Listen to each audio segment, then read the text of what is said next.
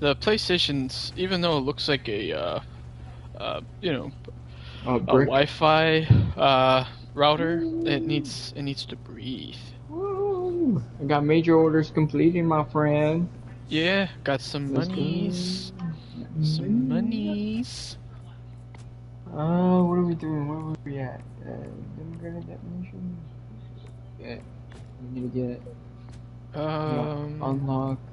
Are those unlocked? No. Interesting. Let's. Let me see. What is a good gun to use with medium armor? Blast. An explosion. Energy blast? This is good for... Well, let's see what we're fighting against. We'll first see what we're fighting against. Oh, we're still doing the Terminus. Terminus. Or the Luminates. Sorry, the Luminates.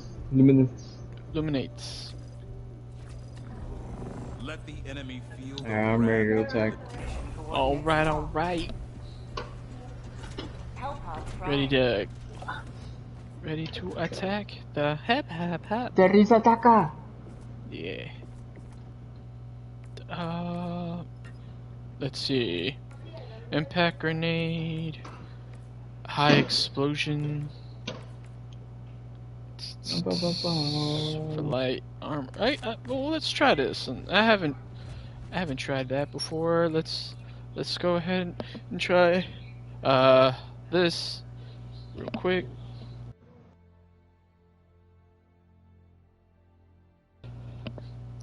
Okay. Oh. Sniper? Yeah. Mission preparation. I got a new weapon. Mission coordinates locked. Let me try it out. You gonna try out the new weapon? Oh, you got a sniper? Yeah. Let's see if it's any good. Although I don't think what are we going up against? The zombies? Zombies. Oh no, not a not a sniper. Not a sniper? Nah. Okay. So... I'm gonna headshot one zombie at a time. Oh yeah, I tried that. Let me see. Shotgun. Maybe a regular shotgun? Ooh, level 5? Let's go. Let me see. Stratagems. Light armor.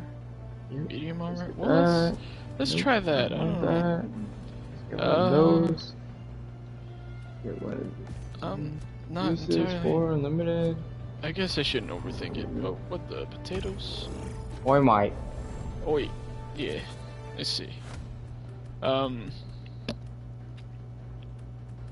Okay. But I have an idea of what we can talk about. That would be. Let's go. Let's talk about the boys. Interesting. Yeah, let's do it. Armor and supply pods, mounting modified AR-13. Nope. Extraction. Yep. And handling provides mining damage reduction. Let's do this. I am ready. Let's go. Okay. And then laser cannon. What is this? Let's go ahead and increase. Lower. No, you have that one already. Fully stock. Why not? Nice. I'm putting a whole bunch of fate on my shotgun that I've never used for this before, so we'll see. Alright. Anyways, should I hit up with the intro? Heck yeah, bro. Hit us up with the intro. Officially starting. Dun, dun, dun, dun. We are those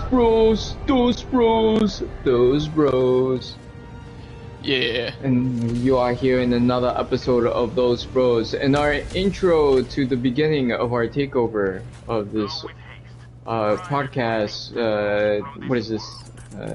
Streaming world. Yeah. It's first time, all the time, every time. All the time. Yeah, I put a SOS, so we'll see who joins us. Maybe. Can they hear us or no? Who? It's better that I don't know, because then I overthink what I say. Anyways, before, so we had a good talking point that you brought up to talk about the boys, but I have a question for you. What's Have you that? by any chance been keeping up with the new show that just came out, Ironheart? Did that already come out? Yeah, dude, and I'm pretty sure it already had its finale. What? Yeah, it came and went. Yeah. The first... Ooh. So you're telling me that the first episode is the last episode? No, no, I think, I have no idea how it came. I think it was like 3 episodes. I don't know if it, I have no idea. I have no knowledge about this TV show. But I do have, spoiler warning, spoilers, I do know a little bit about the ending of it. Now, let me know if you want me to spoil it for you. It's gonna be kind of a big spoiler. That's okay, because I just probably never gonna see it. Yeah, unfortunately, because it's just like I can't. Yeah. Well, I can't. Why resonate. not? Why not? Why not? Because I feel you. I never was interested in watching it. Never thought about watching it. But why did you not want to watch it? The thing is that it's just a reskin of Iron Man. It's like, oh yeah, I have a suit, and to me, I'm like, okay, what's so interesting about this character? I feel like it's just a knockoff of what I had before. Like with Iron Man, I admired his genius. Every thing that you saw, yeah.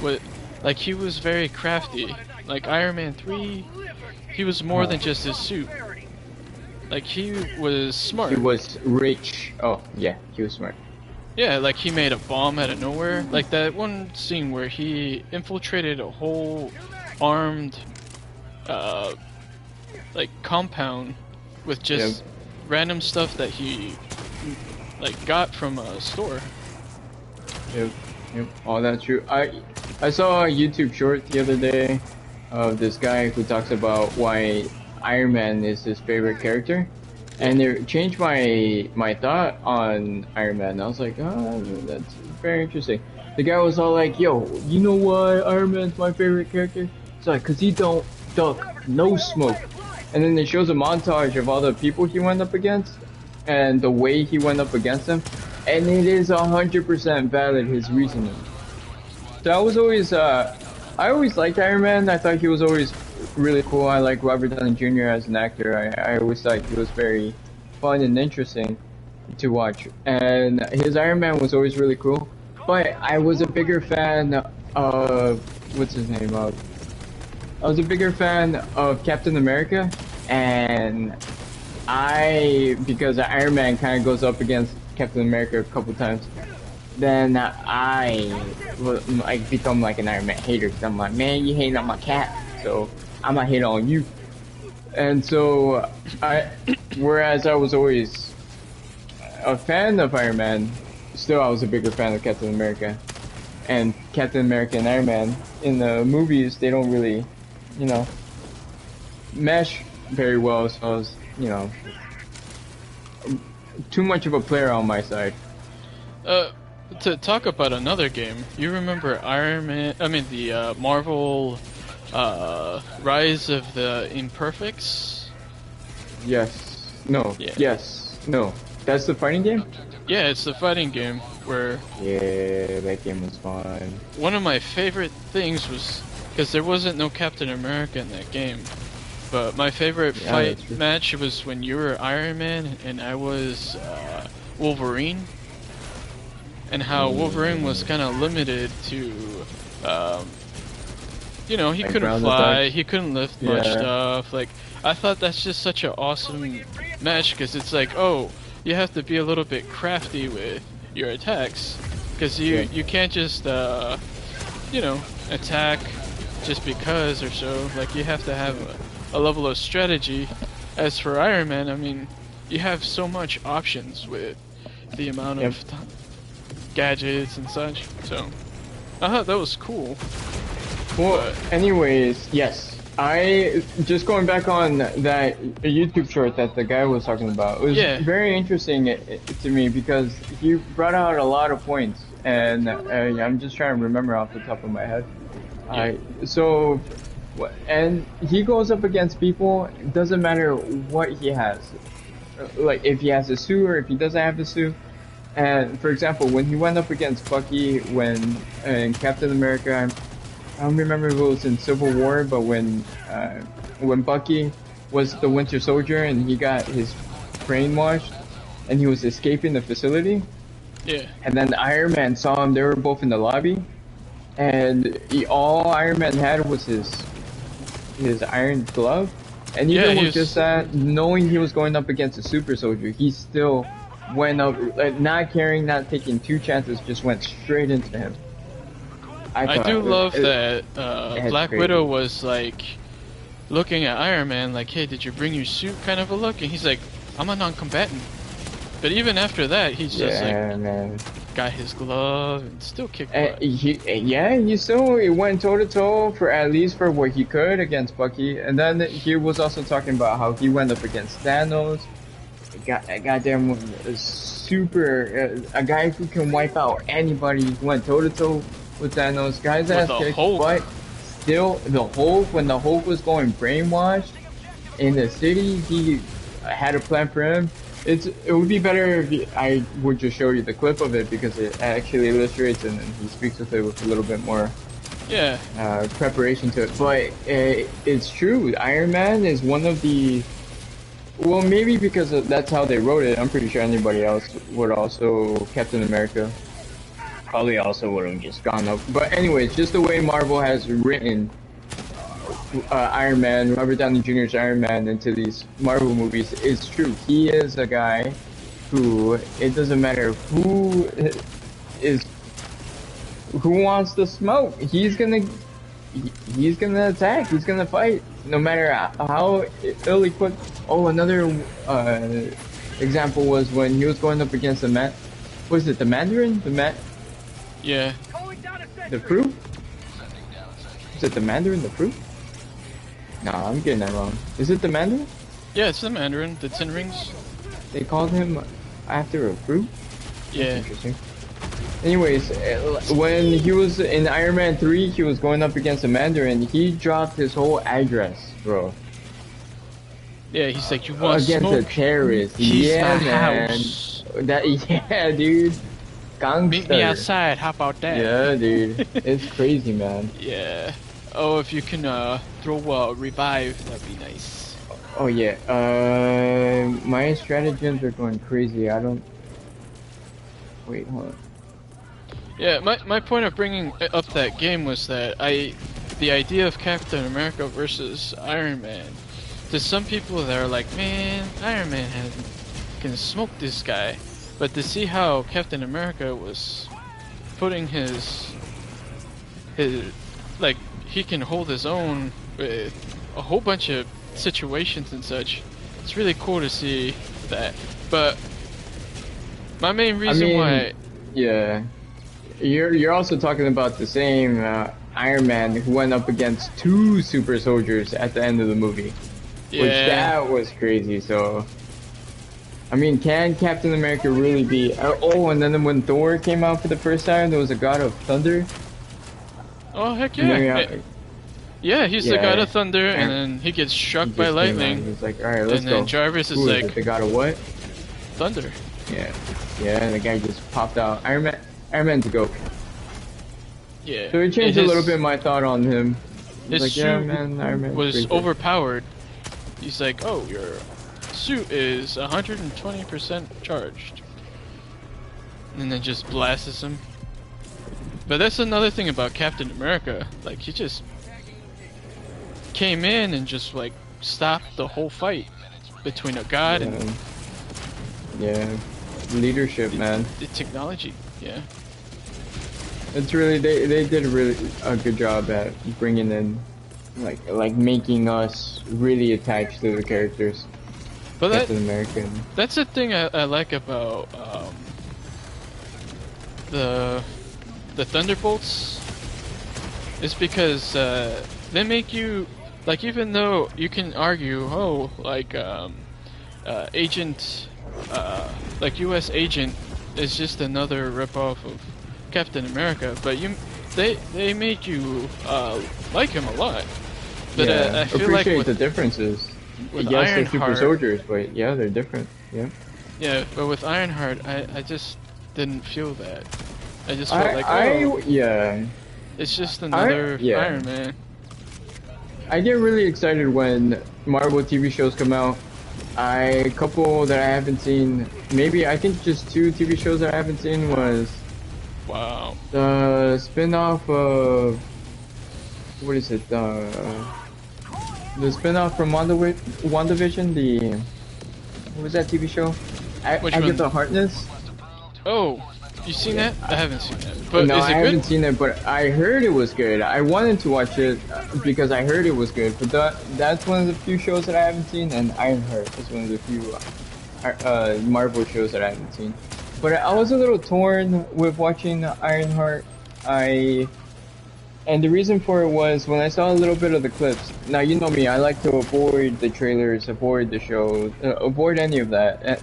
It brings a lot of spoilers to me, but, you know.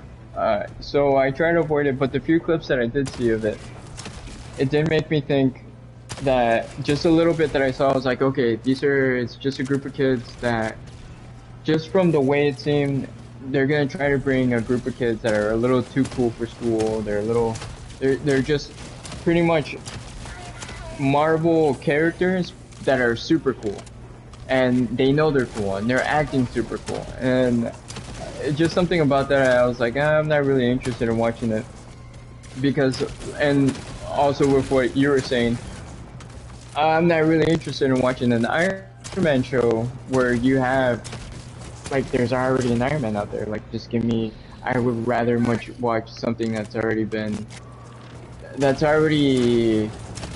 like the Iron Wars I heard was coming out. I'd much rather see that, and I think that's more, I'm trying to, like, going around it, but my main point is... Isn't that sad though? Because they canceled that show. Yeah, it's interesting. I forgot which YouTuber said it. It was like, there's so many people who deserve to have a show come out before Ironheart show came out. Yeah. Right. Anyways, speaking of Ironheart, the spoiler to it is... They finally brought out Mephisto, bro. What? Yeah, man, they finally brought out Mephisto. Now, I'm not too clear with the details, but I know the way it happened was that at the end of the TV show, Riri Williams, I believe is her name, the girl who plays I don't know, dude, this is how unfamiliar I am with the show. I don't know if Riri Williams is the character or if it's the actor, but Ironheart, she ends up selling her soul to Mephisto to bring back either one of her friends or her family members. Wow. And that's how it ends up happening, because the show, it deals with this guy with a cloak, or this cape. What is that thing that Doctor Strange wears? What is it, a cloak? Yeah, cloak. Yeah, when he uses it, because it's dark magic, and every time you use dark magic, it forces you to, it takes away something. So the way it works with the Marvel Universe, you use dark magic, it takes something away when you use it. So the guy uses a cloak, and pretty much it's Ironheart and then magic. And so at the end of the show, they wrap it up with Mephisto. But interesting enough is the guy who plays Mephisto, which you will never guess who plays Mephisto. But I tell you, it's Sacha Baron Cohen, whatever his name is. The guy. Dude, that's awesome. The Borat guy. Yeah, the Borat guy, dude. He's like, all right, I want your soul.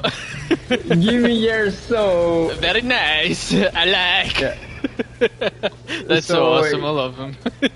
The way he does it is he tries to convince you, obviously, to sell your soul.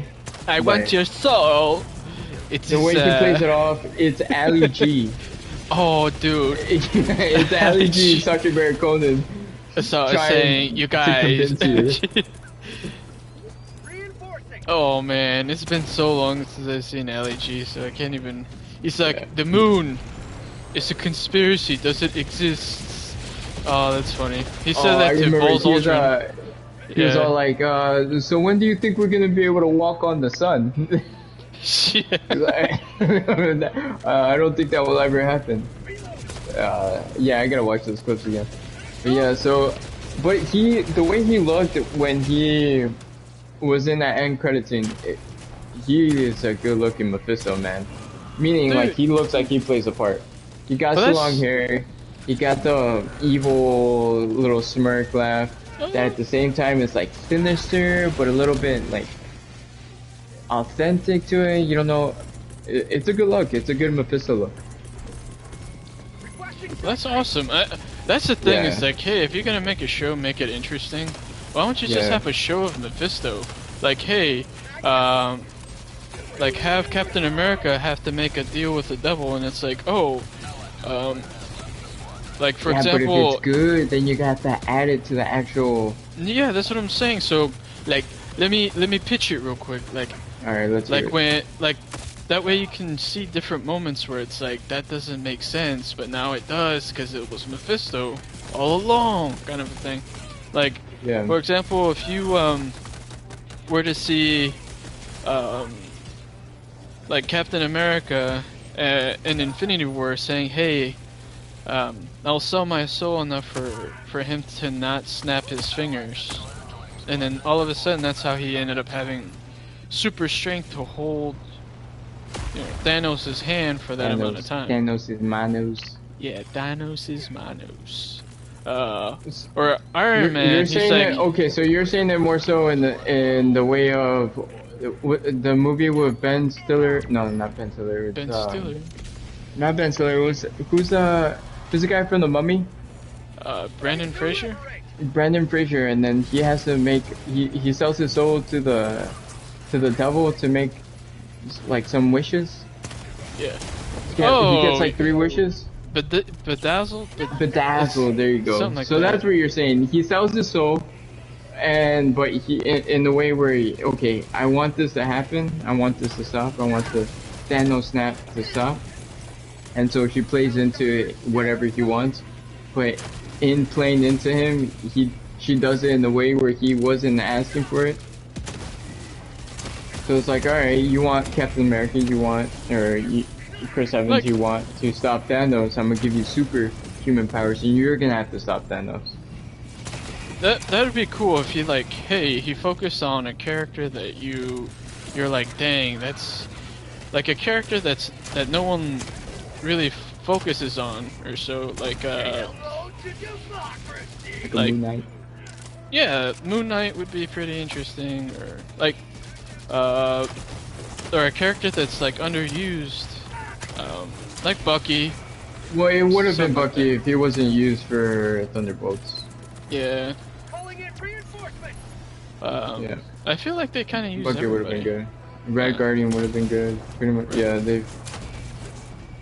Well, it's kind of hard to use unknown names. All the unknown names are being used. I feel bad for our teammates, man. I'm just running around shooting. There's missions to be done, and I'm like focusing all my energy on just 1 to 2 zombies, man. Revive me! I need revive. Oh yeah, that's another game that's coming out. I feel bad for my teammates. That Gears of War game is coming out for the PlayStation. Oh, nice! Gears of War Reloaded. Nice. Yeah. That's gonna be a fun game to play. What do you know about Mephisto, though? Do you have any knowledge of who Mephisto is? So, pretty much, Far From Home is like a Mephisto story without Mephisto. Okay. So, what happens is that, well, actually not really, but, okay, so I'll explain a quick story, right? Okay. Aunt May dies. So he makes a deal.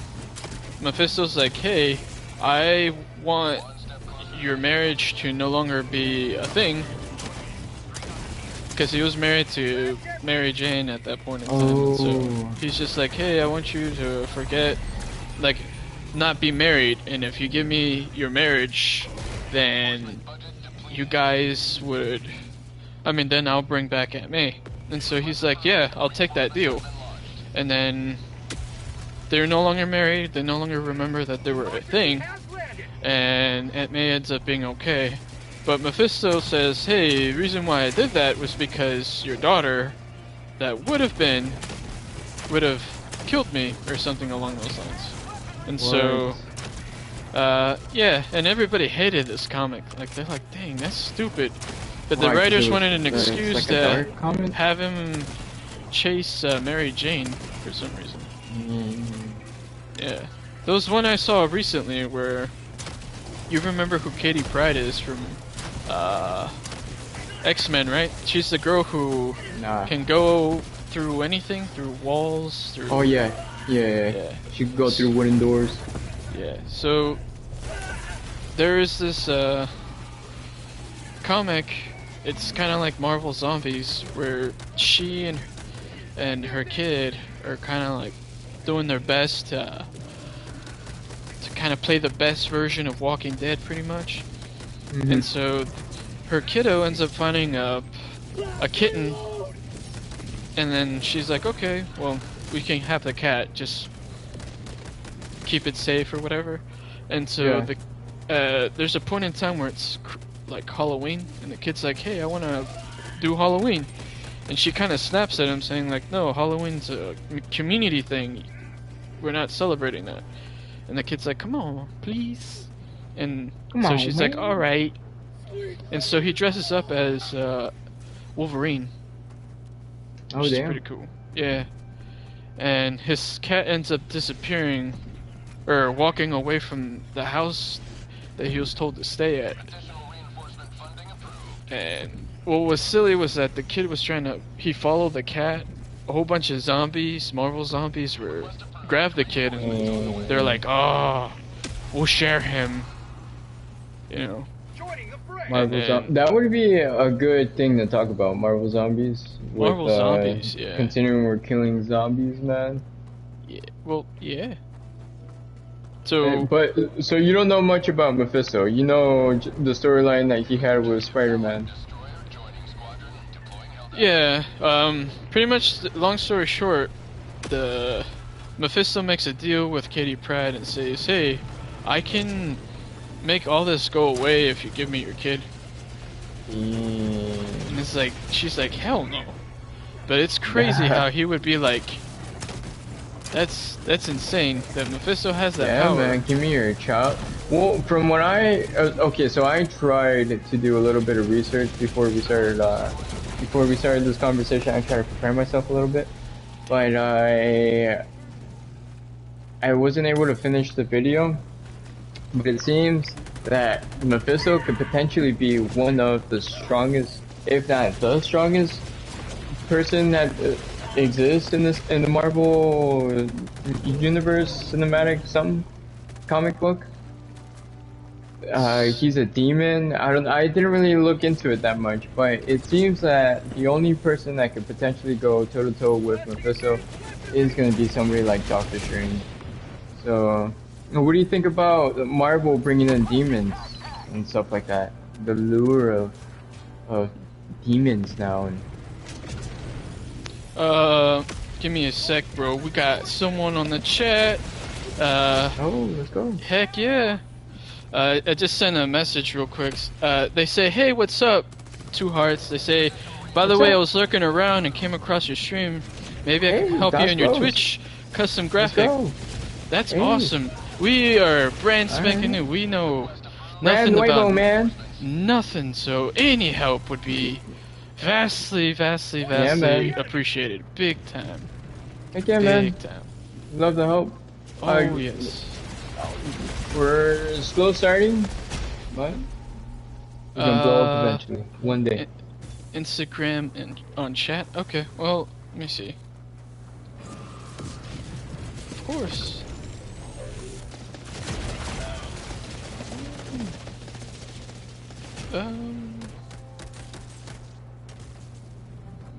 So, if you kindly not revive me for a little bit, let me try to see if I can... I got your back.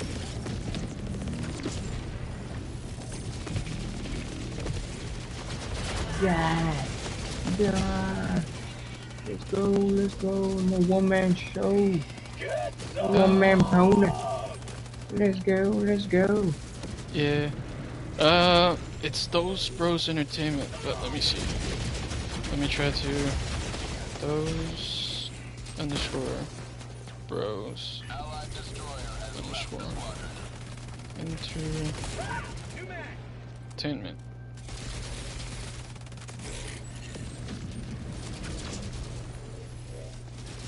There it is.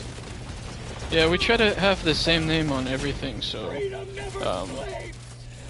that way it's like if you wanna see us on anything, you see. Yeah, but we gotta. I think we gotta make a Discord. That'd be nice.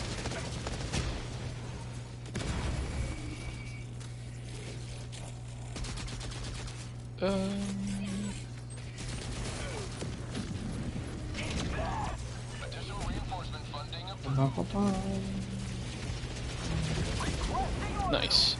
But okay, I'm back. But yeah, man, I feel like Mephisto would be pretty. I think it's a good idea. No! I died. Yeah. Oh dang, is it me? It's me. Yeah, Alright. yeah, but, it's just you. But that's the thing, man. It's like not many people. Yeah, of course we will follow back. One of the things that I feel like is kind of silly, I just need to survive, is that not a lot of people know about Mephisto. I think the only exposure people had of Mephisto was, I think it was Ghost Rider? Yeah, so, and that's interesting. I don't know, or more so, I don't remember anything about Ghost Rider, the first one, because I'm pretty sure that's when he was name dropped and he was more involved in the story of who Mephisto is, because that's when Ghost Rider sold his soul. Yeah. But I did see the second one recently. As a matter of fact, I saw it last week. But, no, and that's where I'm thinking, so, do you think, just a question, kind of in line with the topic, what do you think about Ghost Rider now? Do you think this opens the door for people like Ghost Rider now and Blade to be introduced into the Marvel, or do you think this, potentially now that they introduce Mephisto, is this the gateway to bring in these new characters? It would only make sense, right? I like that it's just different flavors, because like the Sentry, right? That was such a refreshing take to something I haven't seen. That's why the boys in particular, really refreshing. It's brand new. It's like, I would love to see more different takes. Like, hey, show me Plastic Man, show me all these different people that I haven't seen on the screen. That's why I like Clayface, that they're doing that for the Batman. Patterson. Different. Yeah, it's just different. Like, I haven't seen Clayface in screen. I've seen the Joker in so many iterations, but there's so many stories out there that we're not hearing about, that you can make it huge without having to rehash the same old, you know? Yeah. Wow. Wow, man. Wow. Could reinforce me, player. Yeah, well, you wouldn't be on the line. L4 would have been the dude. Oh wait, that's you. Alright, yeah, you're L4. No, I'm E2. What? Oh, you're E2. Okay, never mind. You're E2. You A1. You the steak sauce. I steak. What? Oh no! But yeah. What are we playing on? Is this what, Impossible? I think so, yeah. It's because Impossible has a particular mineral that we need. I think it's called rare stuff. But yeah. Nice. Dang, thing, bro. You can't hide behind a tree. But that's what's sad about, I guess, about me. I love everything, right? But with Superman, I don't know. Like, something about me is just, I don't You're feel not it. excited for Superman? Is what you're saying? I'm more excited about the Fantastic Four than What? Superman, which is no weird. way. Yeah, I know, right? That is interesting. That is very interesting. Although I don't think that's too crazy of a take to have, because I mean, it is it's two completely different movies with two completely different. And what I mean by different movies, I'm saying it's different styles, completely different styles. Yeah. You're dealing, yeah. So that's not too far off to say. But why are you more excited for the Fantastic Four? Because I love Fantastic Four. I love their stories. I like their dynamic. I guess it's because, like I was saying on a stream that we did not record, fortunately, is I love teams. Because it's like a good dynamic. I think that's what everybody loves, big time, is teams. Well, Superman, it seems like it's gonna have a team. But the thing is that, like, if you're gonna show me Superman and you're gonna show me him beating up, like, I'm like, okay, so this is gonna be a soft Superman then. Crypto, and then there's a clip that they showed. Unless it's gonna be some strong ass bad guys. But they showed a clip where he's trying to say, yelling at Lex Luthor for his where's dog. My dog? Yeah, where's my dog? Well, Oh crap! I mean, I killed people. You love John Wick. He did the same thing. Yeah, but I mean, he murdered people. He didn't say, "Where's my dog?" He just say, all he said is, you know, everybody kept asking me if I'm back, and yeah, I'm back. Like, that's badass. Whoa, did you just play a clip from John Wick? That's really good. Yeah. And for me, it's like the build-up was so wow with John Wick, but with this, well, I will have to see. You know. It seems like James Gunn's approach to Superman was to try to make him vulnerable, like somebody who could, vulnerable, somebody who can get his ass beat. I think that, and he likes, from what I see, is to establish a world that already exists. So he's gonna introduce us to a Superman where there's already a world going on. There's already characters that are established in this universe. Where it's almost like the comic book Kingdom Come, where I think is where he got most of his inspiration from. Yeah. Some of his inspiration from. Now, you read Kingdom Come. If it's anything like Kingdom Come, does that make you at all any more excited for this movie? That's the thing, is that they I have not seen it, but they showed the Superman Returns guy with the Kingdom Come outfit. So it seems like they have made that story, I guess. But yeah, I mean, if I were to do Superman, I would make him go with the same, like, I guess with the same rules as his, like, 1950s old school cartoon, where he's like, hey, he's faster than the speeding train. He is stronger than this and stuff like that, and just have him limited. You say you dumb down his powers? Yeah, because it's yeah. Not to make him too OP. Because that's the beauty about Marvel, is that they know their characters and they allow you to see them all as awesome. My favorite scene of all time, hands down, all the Marvel stuff, is Captain America's intro in Infinity War. Captain America's intro in Infinity War? Yeah, remember, okay, so I'm gonna paint the scene for you real quick. It was Wanda and Vision. Vision looks normal. Oh, yeah, I remember, they go to the train. Man, that was so awesome. So awesome. So very awesome. Yeah, that was a good scene. And so, But the thing is that they know their characters, and then it's very cool. But with the Justice League, well, that is true. But if you do that, then you're gonna upset a lot of people. How? You're gonna because Superman he has superpowers. He's essentially a god.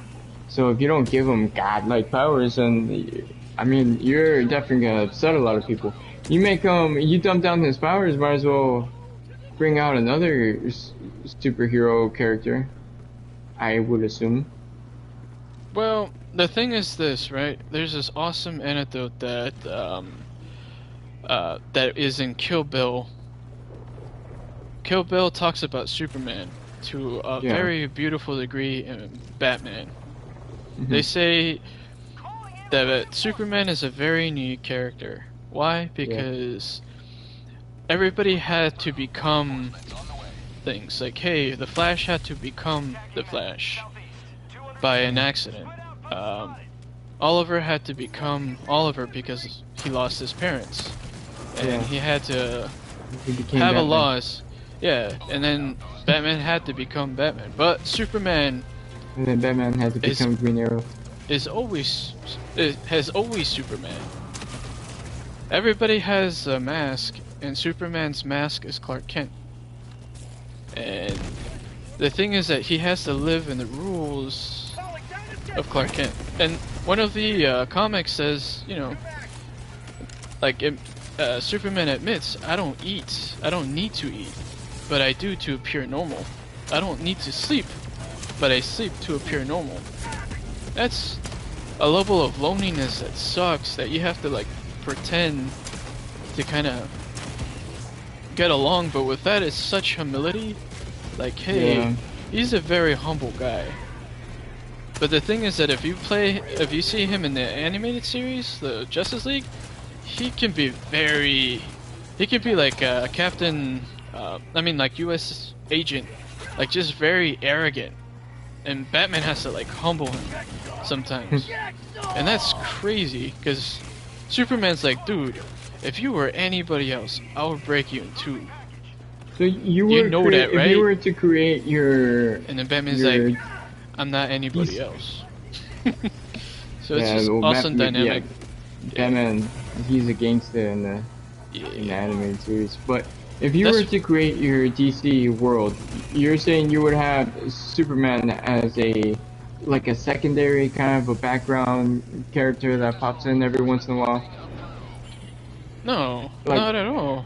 Because Superman has a lot of awesome bad guys and such, but I feel like they just always Godzilla him, like, oh, destroy buildings, destroy this, make it a catastrophe.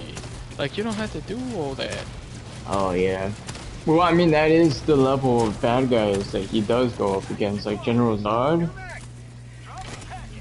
Yeah, but that's like his, like, what do you call it? His Green Goblin. Like, hey, and then you have Bizarro, which is insane, and I mean, it's sad that the shows do a better justice than the movies. When you think, hey man, the movies are supposed to be and they're way more expensive. Best. Yeah. Yeah, man. Wow. Dang, dude, what the heck happened here? Oh my god. Just walked into like 100 bad guys. Yeah. What? It just got wild over here.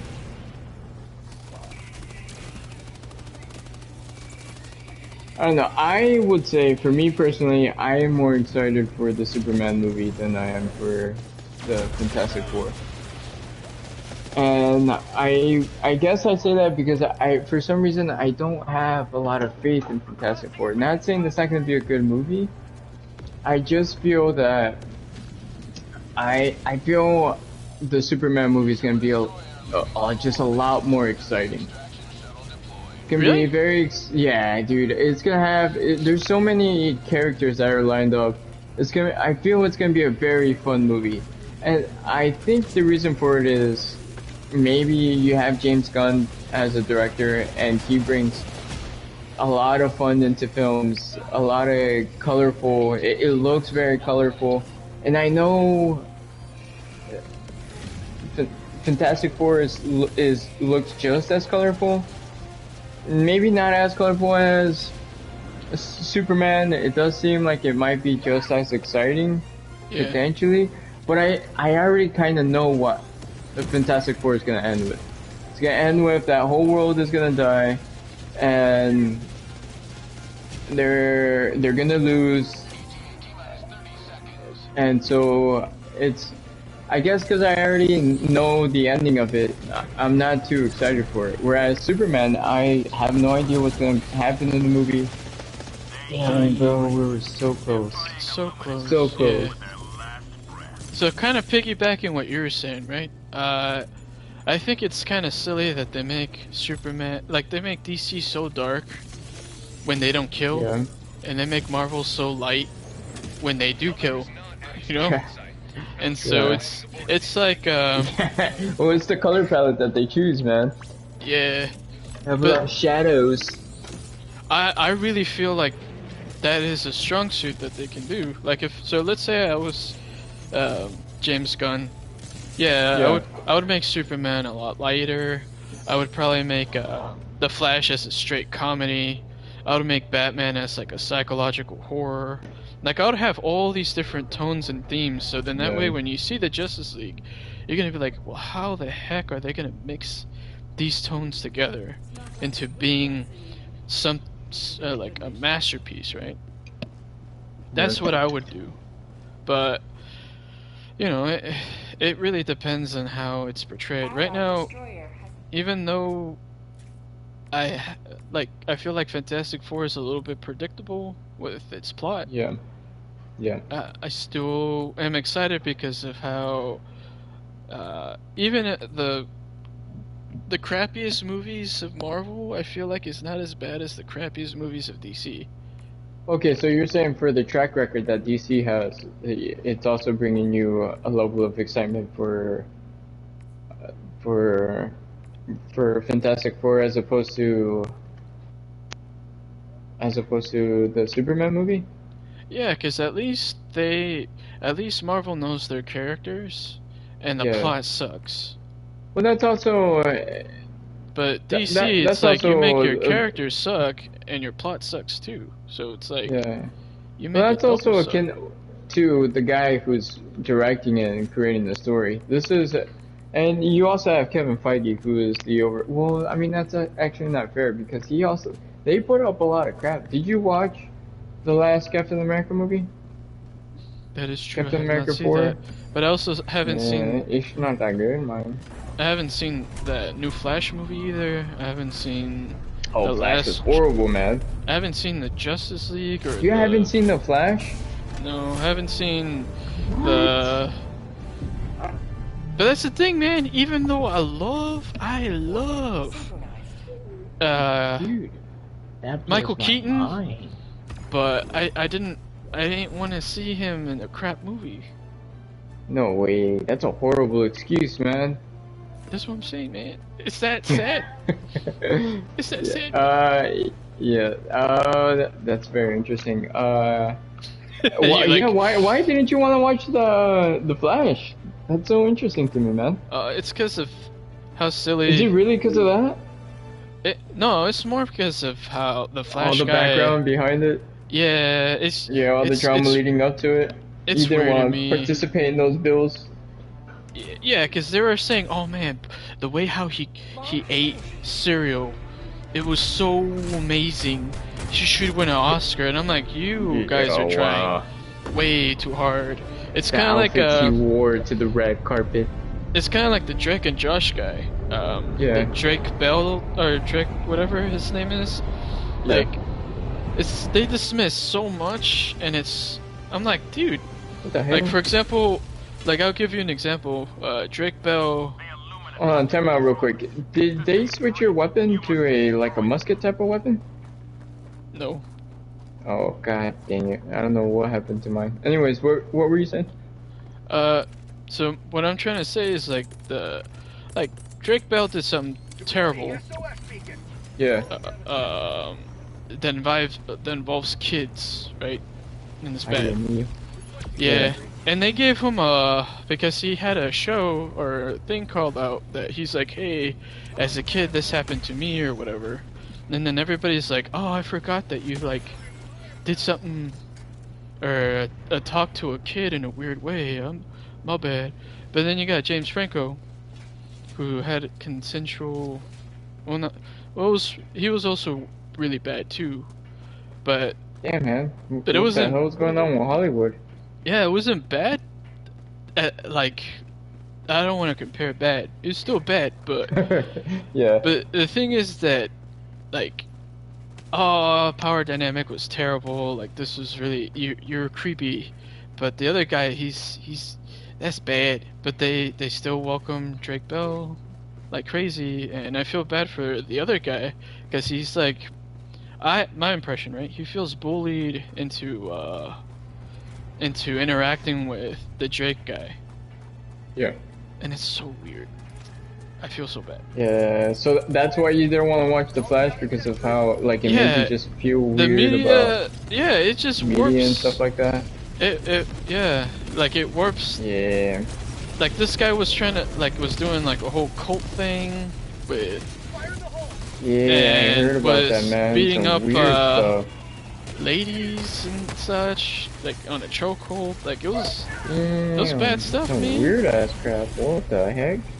Yeah. Well, yeah. So I did hear a little. Oh, I shoot you off. I closed the gates on you. My bad, bro. No, you good. But yeah, it just puts a bad taste in my mouth, and I can't. Like, it distracts me from enjoying the movie. Enjoying the film. Yeah. Yeah, it's interesting. But what's more interesting is, even though yes, all that is true, it still. I don't know. I just think it's amazing to me when people invest millions of dollars, so much money, into creating something and people not watching it. It blows my mind. But it's unfair for me to say because I also haven't. You're talking to the same person that hasn't watched Ballerina, which to me also blows my mind. How long it's taken me to watch Ballerina? The fact that I haven't seen it yet. And it's more so because I'm such a fan of John Wick. It's like, how can I not watch something that doesn't have John Wick in it? Something I'm such a fan of. That is true, and that's the thing about time is like time is limited, and for me, like I really have to, like I guess everybody's now conscientious about how much time they're investing on things, so much so that it's like, hey. Even though this sounds awesome, but I have to make it make sense, you know? Like for me, I mean, movies are down. People aren't watching movies like they used to.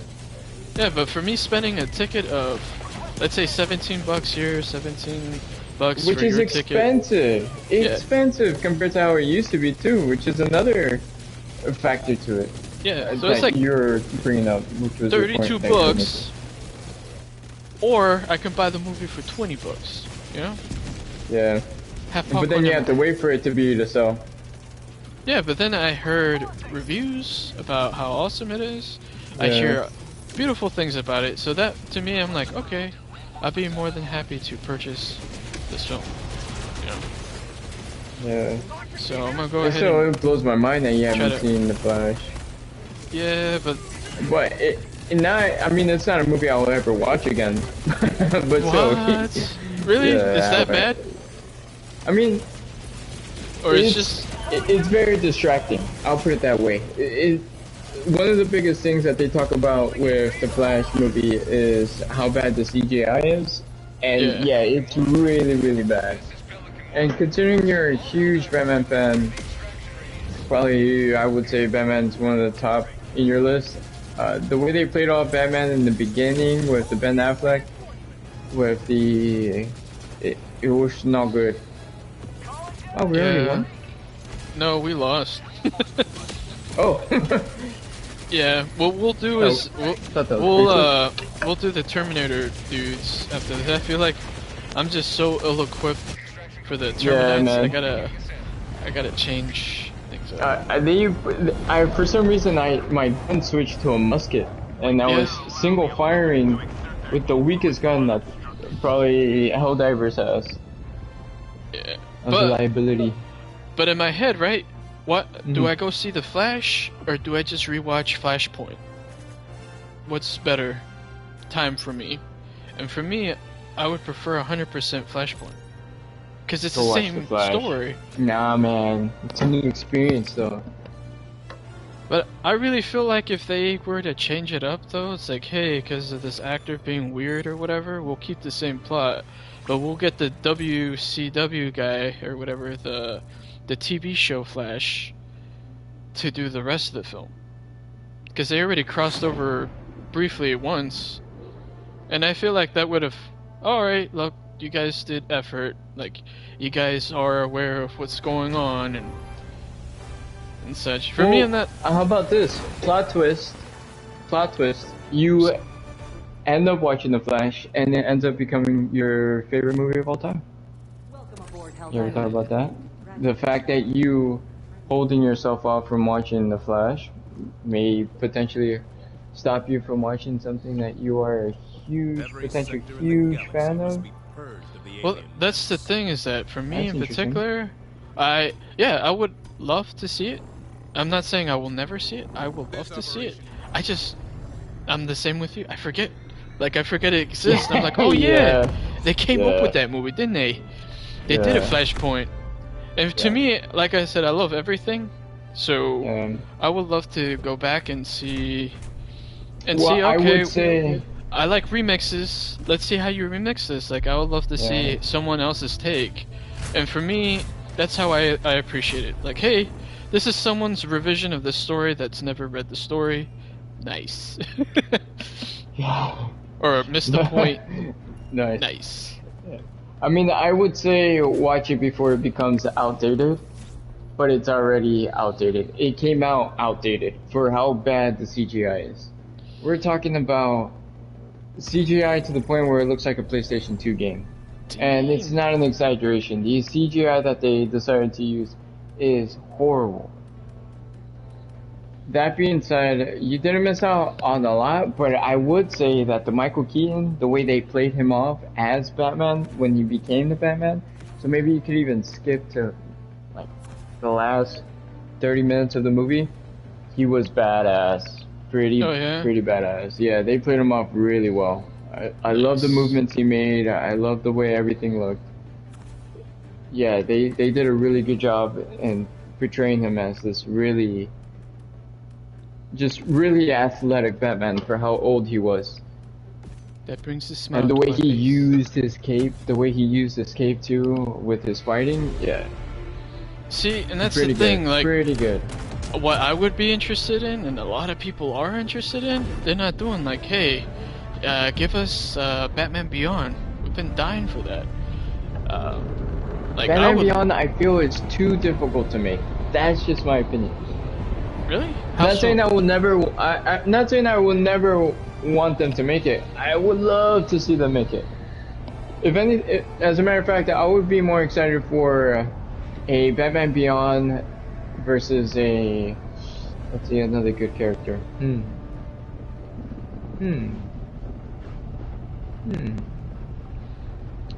don't know. DC. I probably would have been more excited for Batman Beyond versus another Superman movie. But I just, like I said, I think it's very difficult. You're talking about a futurist. Well, but I mean, it depends, I guess, on the type of future you're looking at to have.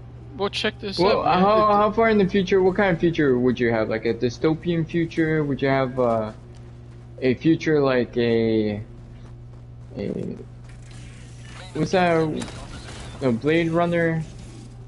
Yeah, Blade Runner style, because that's how it was, and that's the beauty about that show, is that if you were to watch it, you would be like, damn, like that's a very interesting like show, because this is some of the themes are a little bit too mature, too crazy, but the way how they did it was just on point, to the point where it's like, hey, if they were to just do a 1-for-1 and make a TV show out of it, it would be amazing. Everybody would Yeah. love to have seen it. Yeah.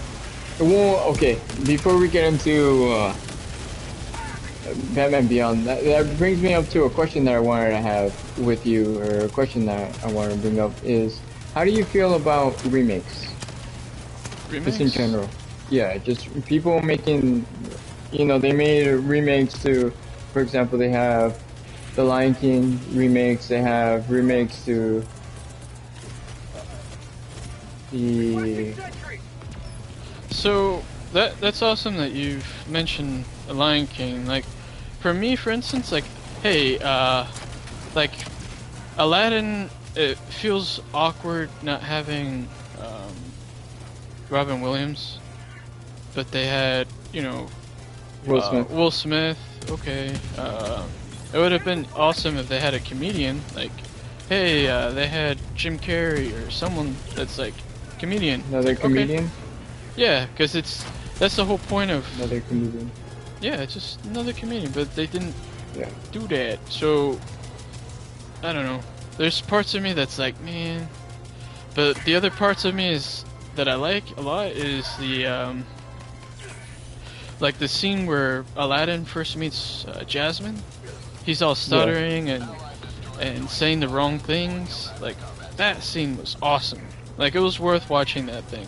But then again, they dip too much in their own Kool-Aid, and then they have Jasmine escape her binds through a song, which was like, what the hell? You just reminded me that I'm watching a movie. It just reminded me that I'm watching Aladdin. Nice. Thanks. Like, I know this is supposed to be very empowering, and I understand the what they were trying to do, but it failed desperately. Well, that's, you know, it's interesting that you would watch Aladdin before you watch The Flash. Well, I mean, I do know they came out in different times, but they did come out at different times. You would watch Aladdin versus watching The Flash. So here's the thing too, right? Like, I haven't seen The Lion King, but my reasons for that is because they should have 100% got Jeremy Irons to do his Scar again. Jeremy Irons, he took a class on Shakespeare, and he was perfect Scar, where he was very Shakespearean. There's a point where he has a lion skull, and he's kind of like referencing Hamlet, because that's the Lion King. The Lion King's just a remix of Hamlet, and that tells me that's just telling you like, hey, I love Lion King, the cartoon. It's awesome. And that's why I'm like, hey, if you're gonna remake something and you're gonna remake it but your own version, and the way you're gonna go about it is by making it with animals and lions, that's super cool. Like, that's very stylistic, that's different. Or like 300, like, hey, you're gonna do a movie about this comic, and you made it super stylish, like you were very innovative on your approach. So you're saying awesome. you like a remake if they bring their own flair to it? Yeah, like if you're gonna do a one-for-one, okay, but be faithful. If you expand, like either be super faithful or be just completely different with it. Like Stitch, for instance, that movie I saw, awesome. But for those that saw the cartoon, they're like, man, I really wish they did the ugly duckling. Yeah, that's interesting analogy. To me also, that you would watch the Stitch before you would go watch the ballerina. Yeah, dude. It was really awesome. Yeah, dude. Like, you know what movies came out at the same time? It was Stitch and Mission Impossible. I did see Mission Impossible as well. So. Yeah. Mission Impossible. I'm excited to watch Mission Impossible. I still haven't seen it, but definitely excited. Yeah, but that's the thing about, like, I guess with John Wick in particular, like, everybody was surprised and shocked, like, hey, I feel like a lot of people were satisfied with the ending, kind of like how people were satisfied with Endgame, and then when you make another movie, it's like, man, I don't want to portray the idea that I have in my head. And I feel like that's how a lot of people who read a book and then they made an adaptation, or who have seen like the animated series like I did, like we have a perception, like a standard for the heroes that we know really well, and when it's portrayed a different way, we feel like, oh, this is an injustice.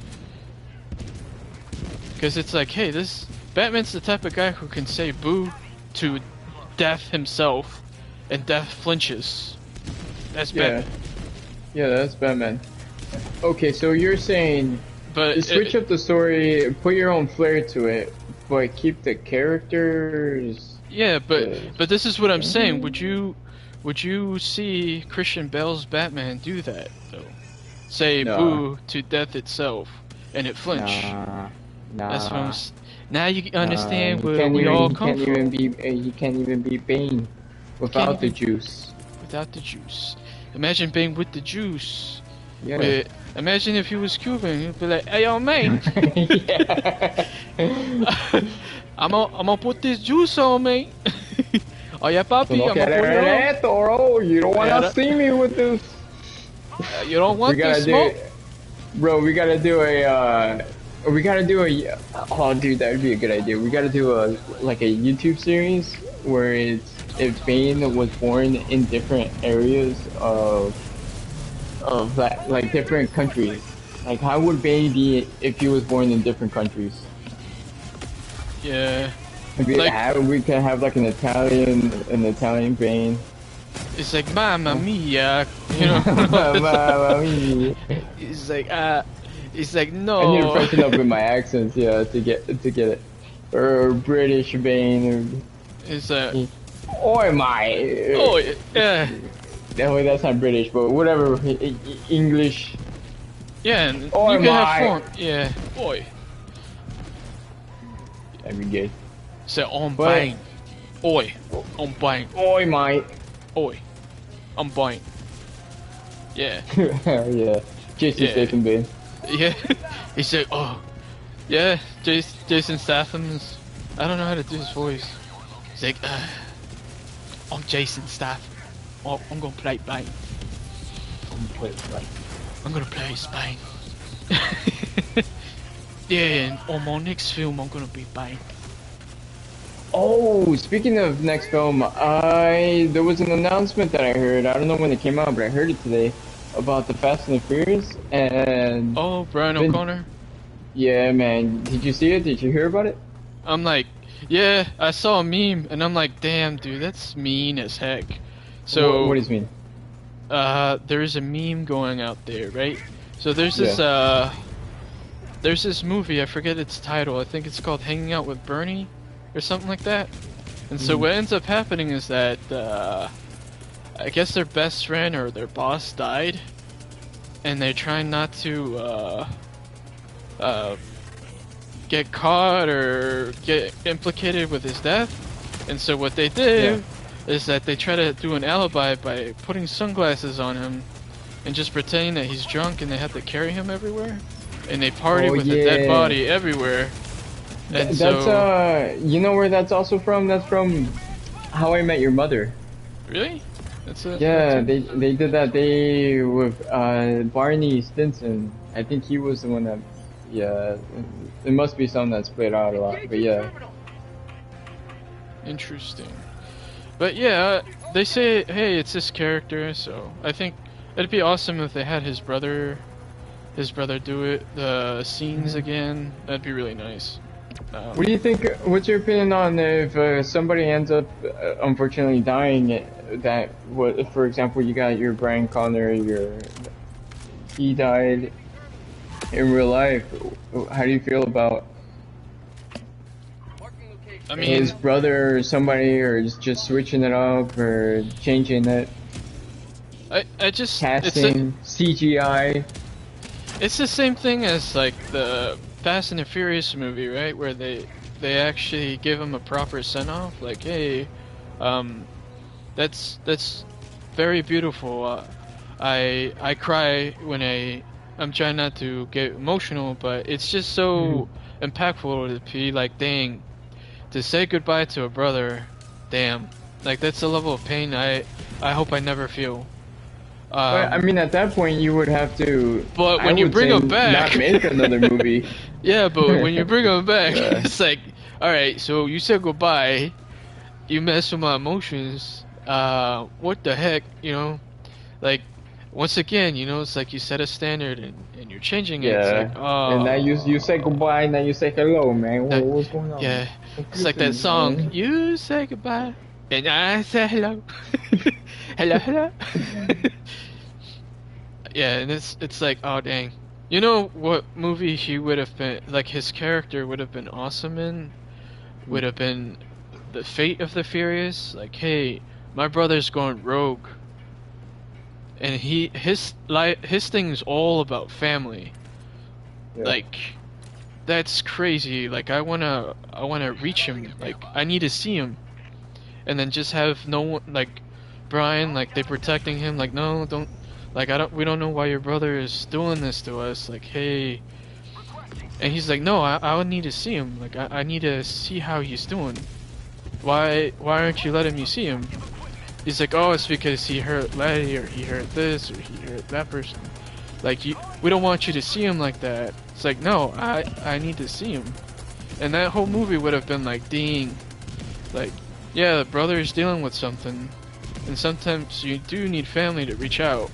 Even though you try to, like, you know, The Incredibles it and say, oh yeah, you know, I need to be strong. I need to push them away. Yeah. But it's like, no, family is what makes you strong. You don't have to be the main guy to be family. To say family. But it's like, oh, you have to give that to Vin Diesel's character. I wish someone else had the ability to say family, you know, and have him learn that lesson too. It's like, yeah, you're right. I forgot that, you know.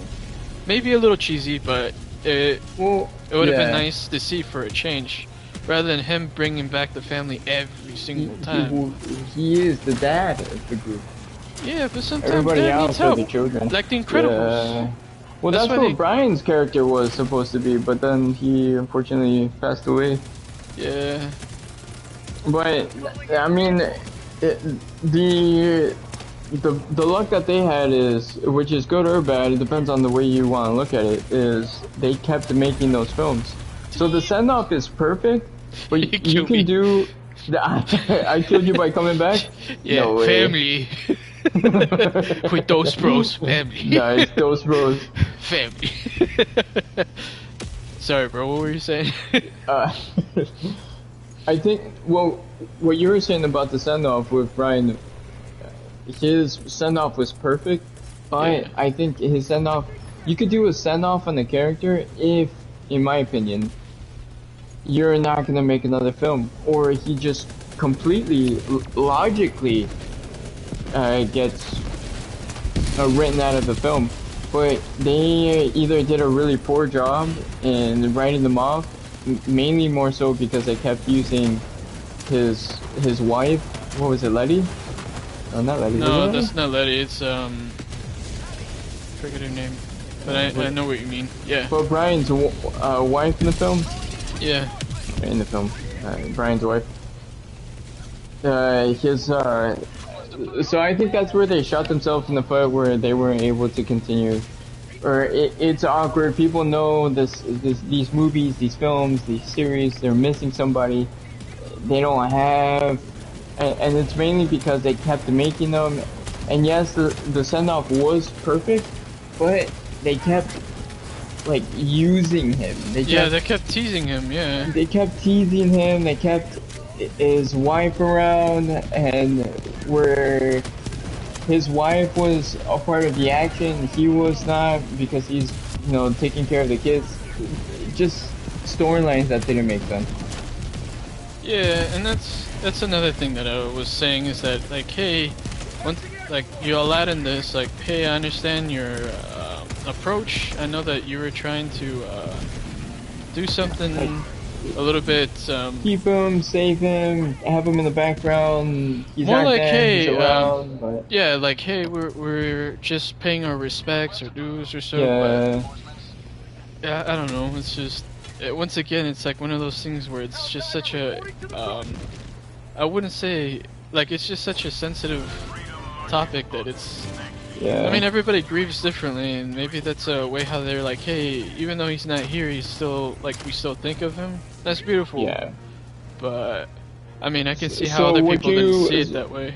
You know. So what's your opinion on them using him, or probably bringing him back, maybe being a huge part of the last film that they're gonna make? You think that's a hit, or is it gonna be a miss? Or just I don't in know, man. general, what's your opinion on it? They went to space. I mean, Yeah, dude. it's kind of like He's not gonna. They're not gonna bring him back. From It's the kind of like dead. It's a the zombie. He's kinda like already alive. like the Terminator, right? Like, hey, you did Terminator 2. Like, Yeah. what do you do from here? Like, hey, you went to space. What do we do from here? You kind of stopped Skynet. Like, what do we do from here? And so Well, I think he says Vin Diesel's announcement was they want us to make our finale by 2027, and I told him we'll do it in 3 conditions.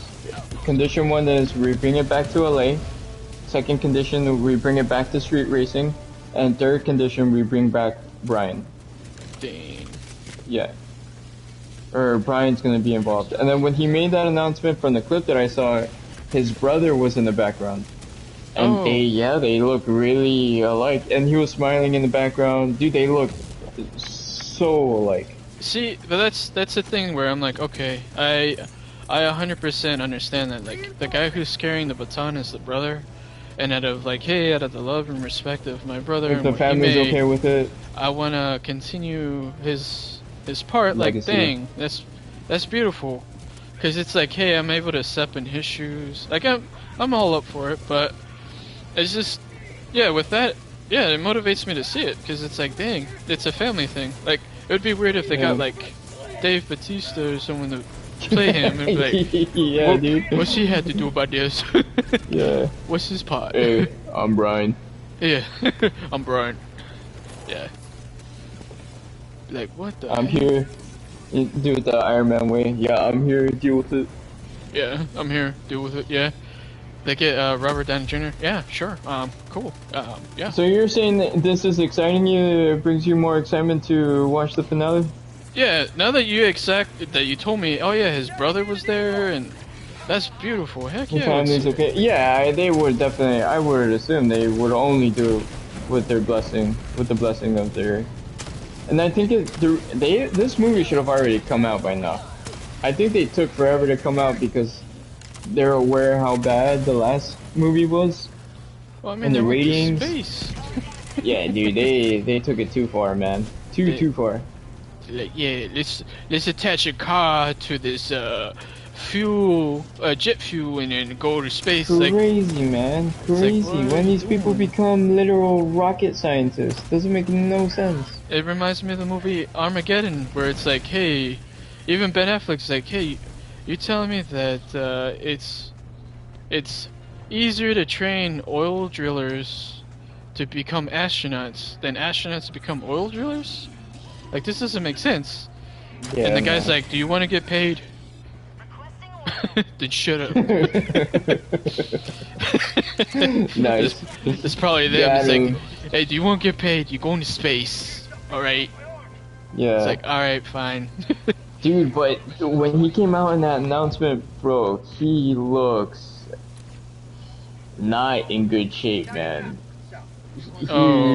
looks like if Omar was made out of a tamal. And for those who don't know who Omar is, he's a fit guy that can just easily become just fit and swole in the wrong areas. We'll just put it that way. Well, that's one of the things I did notice him in some interviews or so. Like, He was letting the money get to him. I did see how Vin Diesel He's eating too good. especially, I think it was an interview when he was doing like Triple X. I really like Triple X. I don't know why it didn't do great. Yeah. But I saw him super intoxicated, and I'm like, dang. What? Yeah, but keep in mind, Vin Diesel's he's He was 30.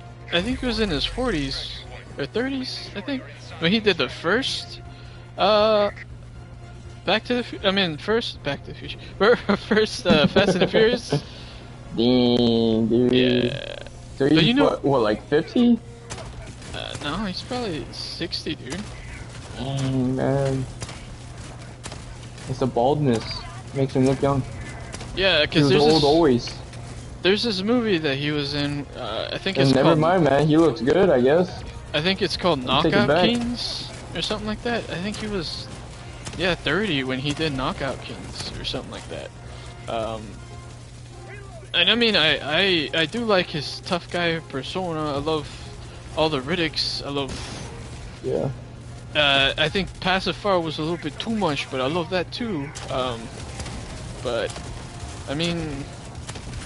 I haven't seen Babylon. Oh crap. My bad. Yeah, me neither. And so I would like to see that one. I heard that one's pretty good. But yeah, I mean, and the Riddick games were awesome. I don't know, like, I don't know what happened. Or he found out that the only superhero he was gonna be able to play was gonna be Groot. So he, I guess, decided, you know what, I have to work on my body. Yeah, because my body's telling me I just gotta work on my CGI. Yeah. I am Groot. I am Groot. Just gotta work on his voice. Soy Groot. Yo soy Groot. Soy Groot. Yes. And that was it. So yeah, that's it. I am excited for it. I'm excited. I think this is the right call. I think doing a finale, officially ending it, and then ending it with Brian as I would say, a huge part in the film, even if the CGI doesn't look that good. Maybe you might not even need the CGI. I guess a lot of people at this age, at this time, they already know Brian, he's not coming back. You know, we're gonna need to use his brother. And I keep calling him Brian, I forgot his actual name. But, yeah. And then, I mean, you would probably have to use CGI for the fans, for the film. But, yeah, for the family. But I think this is the right send-off, and I'm really excited for it. Yeah, I mean, you know what's a I think it's the right call. You know what's an insane comparison, though? If you see how Paul Walker acted in the first Fast and the Furious, and then you see how Keanu Reeves acted in Speed, it's almost like seeing the same soul. It's very interesting when you see that, because it's like, man... I've never seen Speed. What? Yeah. There's no way. There's the way. This is the way. So you tell me you're gonna see Superman, but you won't see Speed? No, what I'm telling you is, the only Keanu Reeves films that I've seen has been The Matrix, and John Wick, and I think that's it. What? Yeah, dude, I have not seen many Keanu Reeves. Oh, and Sonic 3. Oh, yes, Sonic 3. Yeah. He plays as Batman in a movie. Nope, never seen it. Okay, well, that is interesting. Very interesting indeed. I think Speed is it's a nice thriller. It's a thriller that definitely aged pretty well. I think you would really enjoy Speed. But yeah, I mean, I thought it was kind of interesting. This like same soul, and that's kind of fun to play around with, because it's like, hey, I wonder how Paul Walker would have been in Point Break. That'd be pretty cool. But Paul Walker has done awesome movies too. Walker. That's his name. Yeah. Yeah, man. Yeah, man. Is that to me? Fast and the Furious, it's sentimental to me because it does it's all about bros, you know, bros. I think Just like Night of the Roxbury. Fast and Furious is Bros. one of the very first movies that I do remember watching in the movie theater. Man, we went to go see Too Fast, Too Furious so many times in the theaters. Well, that's interesting, because the only one I remember watching in the movie theater was the Tokyo Drift. Really? Yeah. Dang. Yeah. Dang. Not even the right one. Yeah. No, I love freaking Tokyo Drift was... Tokyo Drift. When it came out, me as a kid watching that, dude, that movie was... It was fun. It was fun, yes. I watch it now, and I always wonder why did they ever decide to choose a country accent on that guy. It doesn't make any sense, but then I guess the idea was to illustrate a super American guy going to Japan. To have that complete change of what an American is, and then, you know, going to Japan. So your typical straight from American is gonna be some American guy with a country ass accent. We're gonna ship his ass all the way to Japan. All the way. Yeah, because I don't even think anybody in the his high school that when the little beginning had a country accent. I think he was the only one. Yeah, I mean, I guess if you were to have Toretto have a family member, it would make a lot of sense if that was his brother or so. So if you were to go that route, I think that would have been a better choice. It's like, hey, it's a spin-off, but to ground you to the thing, it's his brother, so that way it's like, hey, for those that don't worry, like, it's still part of the universe, or whatever. But I mean, the teaser at the end was like, you know, they mentioned like Dom showing up, and he's like, hey, how you doing, you know? But it would be cool if he was like, hey, brother. That was a great teaser. Like, what's my little brother up to? I heard you've been making a racket in these parts, and like, it would be so cool. But and then that way it's like, all right, now when you make like the Fast and Furious. Well, I think you think that now, but at the time, I think what it was is, okay, this is a film that, yes, it has Fast and Furious to it, but it's Fast and Furious is, while 1 and 2 were connected because you do have the same character with Brian O'Connor's character is tied into 1 and 2. Then you have Fast and Furious 3, which is completely different characters, completely different world even. So I think the idea back then was, this is Fast and Furious is just a collection of films of people who are involved in races that also deal with real problems, and racing is just a huge way of them solving their problems. Yeah. But then you had Vin Diesel's character pop out at the very end, and it's like, oh damn, it's a connected universe. It was almost like the Sam in the Zombies, where it's like, yes, it was an accident. Yes, we did Vin Diesel. I mean, we purposely placed him in there. But, or do you think it was their intentions the whole time to have it as an interconnected world? I think not. I think it was just like a little teaser as a level of like, hey, something for you guys. I kind of walk it back though with having him be the brother, because it does negate Paul Walker's character quite a lot. But that's the thing, is that it's like, it's such a sticky movie. The thing about the movie is that it was this guy, the guy who plays as Hans, right? Whoa! I think I'm getting kicked out. What do you mean kicked out? Oh no! I think my game froze. Oh. Oh, you're still on. My game froze. Anyways, what were you saying?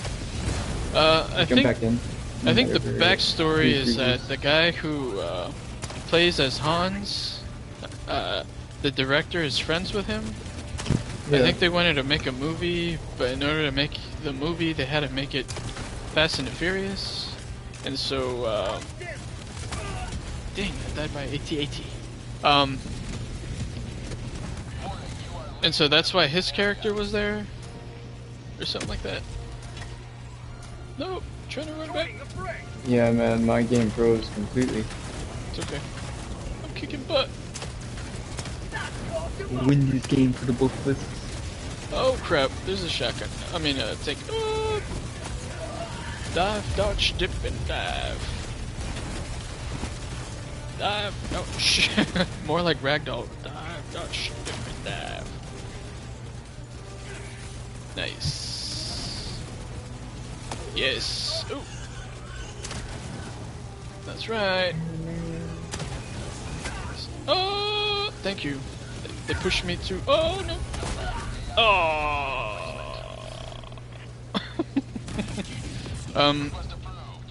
But out of all the Fast and the Furious systems, which one's your favorite? From the Fast, oh, that's a good question. Yeah. I would say my favorite one. What's your favorite car? 100%. It's gotta be the GTR from the second movie that came out for just a few minutes. In the first race before the cops put they put that thing and then they excommunicado the car. Oh yeah. Yeah, they did that excommunicado the car. Yeah, that one. My second favorite would be, and I think it's kind of basic to say, but would you like to reconnect to your last squad? Accept. Please. Let's see if I can jump right back in. I need your help. Awesome. Oh, let's go. Yes, sir. Seems like I am jumping right back in. Let's go. Let's go. I think, and then the Supra's really good. I love the Supra. I think the Supra was cool. I would say my favorite. It's kind of a basic answer because, well, I guess the basic answer would have been the Supra, but I think my favorite was when they brought out the Lancer and the Mitsubishi. Nice. Because they were just very colorful. Just, it's like, man, this is everything you want from the street cars. The colorful, with all the decals. They're street cars. They're affordable cars that you can make look like it's realistic. That's what street cars are. So yeah, I would say. Yeah. No, what about you? Which one's your favorite? I'm kind of stuck. I love the Eclipse in the beginning. Oh yeah, the Eclipse. Yeah. I'm so saddened that they destroyed it, like the Eclipse, almost immediately. I know that the car wasn't the fastest. I know that the RX-7 came back. Oh, watch out, bro! RX-7 came back as what they call the Judas. It's in Too Fast, Too Furious, the first race. Yeah. So that was fun. I think Han's car is pretty badass. Oh, the same car. The orange one. Ours. This is our. Is that the one you're talking about? It's the same car. They just repurpose it. Well, yeah, that one. Yeah, same car, same. I don't know. I'm gonna go classic with the Skyline too. I love that Skyline. Skyline is super nice, man. It just iconic colorways. The blue. I have that car as a Lego. That thing is legit. I love that car. It is nice. Yeah. Everything else, well, because those are the iconic cars. You got. I would say the iconic cars for the Fast and Furious is the Mitsubishi, the Eclipse. You got the Supra. You got the Nissan. You got Han's car. You got Vin Diesel's muscle car. Other than that, I'm not too familiar with the beginning cars. And the beginning races were very iconic, but it's also because they were so unique and with their decals and everything. Yeah. Which I hope they bring back. And their personality was so big, and that's the thing that I adored about the cars is that, like, if you were to see it as like a medieval movie, right? These are knights, and the cars are their horses, and you get to see the colors that they ride on, and you see all this personality, and then all of a sudden, like what do they drive now? They drive like cars with no personality anymore. They're just nice, fast cars. Yeah. And it's sad. Like they're expensive cars, is what they are, and they're just expensive. Yeah. Which I mean, it's like, dang, that would be so nice to drive that car or whatever. I know that Brian, he still had a Skyline, an older one, which is like, okay, that kind of plays with his character. But that's the thing, is like, hey, you kept the Dodge Charger because how iconic it was. But I mean, I guess for them to, they probably saw the cars as characters. They're really the only two cars that have. They're the only two characters that really have their cars that are pretty, like, really a part of who they are. You have Vin Diesel is a muscle car guy, and then you have Brian, who is this. What kind of cars are those? The his 10-second car, tuner car, his racers. Yeah. But that's the thing, is that you tell me that Dom is always a supercar, no matter. I mean, yeah, a muscle car through and through. But 100%. He wins the first race with a tuner. That's interesting, right? That's interesting, right? Batman? That's interesting. Dang, that's a good point. Well, I guess because the backstory was him. The muscle car was a part of who his dad was, and I guess that was him embracing the family. I don't know. That's no, it is. Though. Yeah, he said that the car scared him. You know, it's like, oh dang. Yeah. It scares me half to death. But he got over his fears really fast, and then it got destroyed, and then he took the Supra. It's like, what the heck happened to the Supra, bro? You were a tuner guy again. Yep. That's a good point, man. Yeah, because it sounded like he had a Mustang, an old school Mustang that he used. He had a legit tuner. And then that whole thing just disappeared until, well, I mean, to be fair, at the end of the first film, in that same film, he did translate into his muscle car. So he did kind of like evolve within that film. Yeah. Car-wise. Yeah, but that's the thing, is that I wish they kind of did like the whole like for example, let's say with Iron Man, right? Let's say he a whole bunch of people died, and he's like, man, I can't wear the suit anymore because it costs people's lives. I'm not worthy of the car. I mean, of the suit. And then he has to work his way back to getting into that car. Like, I saw that was like not really what happened in Fast and the Furious, but Fast 2 Furious, like, it would have been cool to have him have that. And that's the thing, is that Fast 2 Furious, both of them were supposed to be in it, but Vin Diesel instead chose to do, I think it was Pitch Black, which is a super good movie. Yeah. Well, I mean, I don't blame him that much, because it is okay. I mean, you get pitched that film when it's coming out, you know. I forget when the first film came out, but in that time frame, you get pitched this film. Hey, we're making this film, we're just street racers that deal with these issues, you know, what do you think about it? And then the second film is the same thing. We're street racers, we have this problem, we're gonna figure out another issue. I think the idea behind it back in the day is, this isn't really gonna go anywhere. You're gonna make me make a second film that's probably not gonna make any money, because I mean, the first one was really good, and yeah, maybe we got lucky with it. It was a good film, but how are you gonna repeat the success of the first film?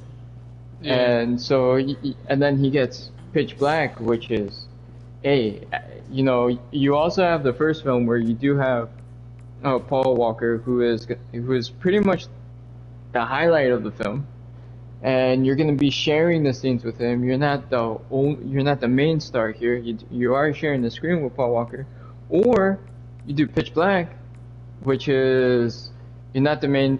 Pitch Black, you're gonna be the only star. You're the main star. So I think it made a little bit of sense, but it was just extreme luck that played into their hands. Where I think also if it wasn't for Vin Diesel not being in the second film, and then Paul Walker being in the second film, and it just fed into the opportunity of building a world. I think it was like a blessing in disguise. The fact that he 100%. denied it, yeah. Yeah, but the way it played off, it's perfect. We're seeing it, yeah. Seeing it now. But that's the thing about Fast and the Furious. The underlying thing is that yeah, it is a heist movie, yeah, it is a team movie, but at the end of the day, it's two brothers going through something together, you know? Yeah. And so, and it was nice. And then when Paul Walker passed, it was like, okay, your anchor, the one who was like the glue to everything, the cool, calm, collected individual who brought everybody together, kind of a thing, is not there anymore. So kind of, I feel like the dynamic changed a lot, and then they were trying to figure out like, okay, like what do we go from here? And then it's like, oh, fate of the Furious, hey, the glue's not here anymore, this is what happens, things are in chaos or whatever. But I don't know, like, but out of all of them, I think I think Too Fast, Too Furious is definitely an awesome, like, mixture of the two. Like, hey, it is street racing, it is undercover stuff. If Vin Diesel's character was there, it means that, hey, you got caught. They want you to do this thing to, have you guys do this, and then you'll be free. That would change a lot. But if Vin Diesel was back, would you think Letty and all those characters would be back too? Or would you think it would just be Paul Walker and Vin Diesel? If he was back in the second film? Yeah. I think if Vin Diesel would have been in the second film, it would have just been... I think it would have ended at the third film. I don't think they would... If it was Paul Walker and Vin Diesel, I think the idea would have probably been that Fast and Furious is a collection of... I think the third film would have been another Vin Diesel and Paul Walker film, and then they wouldn't have done that well. Orbit synchronized. At the third one, they would have dropped off, because then the focus would have been just too much on Vin Diesel and Paul Walker, and yeah, that's what I feel. Okay, I feel like if we ever did a movie together, like, hey, let's do a movie, I think Fast and the Furious would be super cool. Oh yeah. But like, hey, bros, we gotta. But would you want a heist? Like, what would you want from Fast and the Furious film? What would you do? Okay, if you had a choice, hey bro, you can make a movie. Would you do a Fast and Furious, or would you do some like what's another? And two bros. Well, I'll just stick with your question.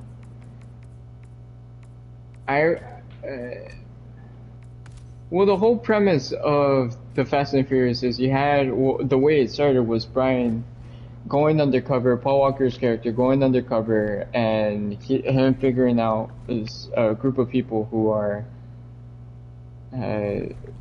So it has to deal with the law. It has to deal with. So you would use that, I guess, that storyline into it. You would play into that. How would you do it? Let me see if I can pick it back on you. Okay, so kind of mixing two movies together, right? Like, hey, what is my expectation on this last Fast and Furious? And also what I would want for our Fast and the Furious movie is, like, it's all about the tone, right? Like, hey, Fast and the Furious 2 is like, hey, these two brothers are trying to make amends with one another, and they're forced to work with each other, right? Fast and the Furious 1 is about, hey, you have to get this guy. He's notorious. He has a history of a whole bunch of silly stuff, right? Like heists and things like that. And But the thing is that you are too involved in this world where you no longer know what is, you know, white. It's not no longer white and black. You're in a gray. You're too deep in it. Um, and so for me in particular, I mean, I think with this new one, since they have Paul Walker back, and it's the two of us, and it's the ending. For us, it's the beginning. Wow, bro, it was so poetic. Yeah, so many thoughts and feelings. I mean, what's it? All right, so we'll break it down a little bit. I mean, they do want to bring it back to the roots. They want to bring it back to LA. They want to bring it back to street racing, street level. I don't even know if that's gonna be possible. Good thing is Vin Diesel doesn't have to write the story, but I mean, how do you go from last movie Outer Space? Last movie is they just bombed, or your plane just crashed with half your family members in it. How do you go from there to street racing? That's crazy. I don't know. That's difficult. I would say the only way and the cheesy way, because it's the cheesy way, because I'm not like I don't have time to marinate on it, is that like if let's say it is someone's fault, like there was a mistake or so, and then the brothers lost, like hey, you put yourself in so much doubt that you kind of need to go back to your roots, like hey, we need you to get out of this depression almost and get you back on your feet. Hey, why don't we do some street racing? Well, that's how we met. That's how we started this. So, you're saying that his family actually ends up dying? Half the family that was in the plane? You're saying make him like, yeah, you're dead. Now he's dealing with depression. It's years later. I say that's an idea, right? That's kind of cliche. That'd be dark. That'd be dark for the Fast and Furious. Yeah, but I would say, you know, he keeps saying one last ride, and it's always one last ride. Yeah. But I think if they end up doing, like I guess I would try to mix two films together, because it would be interesting. I think what would be interesting is like, hey, yeah, Gone in 60 Seconds, this, with Fast and the Furious, so it's part heist film, part you know, family and such. So let's just have them all like established, like hey, you know, everybody has like their own little race crew and such, and they kind of make legit races and such. But then someone's like, hey, like we have something on you, or something's going on, like hey, there's a personal debt to be owed on Gone in 60 Seconds. That's what happened, where it's like, hey, your brother owes us a lot of money, and in order for you to make this right, I don't want you to pay me in cash, because the guy was like, hey, I'll pay you whatever money you got, and the guy's like, I want something that's worth more than money.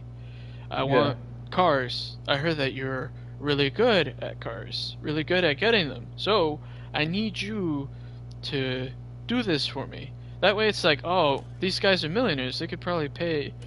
No, I don't want you to just pay. And on top of that, I don't want just any car. I want cars from these people. And so that way it's like, okay. And then they go, and the only way that they can get the cars is to make deals and such. And maybe one of those deals is like, okay, pinks. Alright, let's boost this car.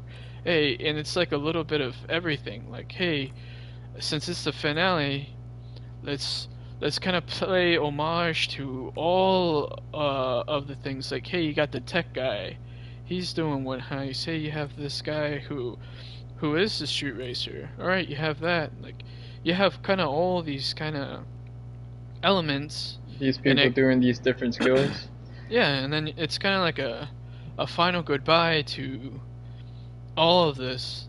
So then that way it's like, hey, you know, because of all the stuff that you've done in the past, like it came back to bite you in the butt. So this is what you have to do to kind of fix it. And so that way everybody's involved, you know? Mhm. And I think it's just spitballing, just on top of my head. I don't know. I think you could definitely make a. I just think this is the same issue that I have with, or my fear that I have when Marvel starts introducing these OP characters like your Sentries and stuff like that. When you're dealing with people like your Captain America, or what happened with the Batman versus Superman, and you had Batman at the very end going up against Doomsday and stuff like that, where he was just dodging and stuff. You create this world where you have just what are supposed to be these basic people with basic skills, nothing too crazy with them, and then as the movies start rolling, they start developing these skills that are just unrealistic. You have these people who can hack, these people who were just street racers, now they're going up against professional martial artists, and they're standing their own, and then they're hacking, and then they're stopping the world from, they're pretty much doing Mission Impossible. So once you started with all these things, and then you try to retract and you try to bring it back to the basics, you end up shooting yourself in the foot, because it's how do you bring those people back to the basics? How do you bring this guy who used to be just a guy who used to boost the car and used to just update the computer of his car, to now he can hack the craziest computer in the world? But then on this last movie, you want to use that same character to just go back to. I think it's too difficult, because you end up having to dumb down every character that was involved. Yeah, but that's the thing, is that you're trying to bring the characters back to their roots. Like, hey, it's just kind of like not only a soft reboot, but a finale where it's like, hey, like, we're trying to have these characters all have like their final goodbye, and in order for you to do so, maybe it's not just using their skills or so, but it's more like having them be not split up, but like kind of and not forced to say goodbye, but more like, hey, this is kind of like my way of being able to pass the baton. Like, that's the thing about endings, is that, hey, an ending isn't really an ending unless everybody kind of dies. So either you're passing the baton, or someone is passing away, or the direction of, or you do the line that I hate the most in the Christopher Nolan Batman movies, like, you live so long that you turn into a villain. And then instead of it being Fast and the Furious, now it's going against the Fast and the Furious. You guys are criminals. Shame on you. Well, they try to play that off in one of the Fast and Furious, where they had Dom end up becoming the bad guy for a short while, but it was because they were using him for something like he went up against. Yeah, but that's what I'm saying. It's like, I mean, you kind of played all the motifs already. I mean, sure, you can probably try to, Ocean's 13 this or whatever, and try and make this, like a heist movie, and everybody's happy, but you guys went to space, so it's like that's not even enough anymore. So it's, it is. They need to go back in time, is what it's gonna be. This last movie is gonna be them going back in time.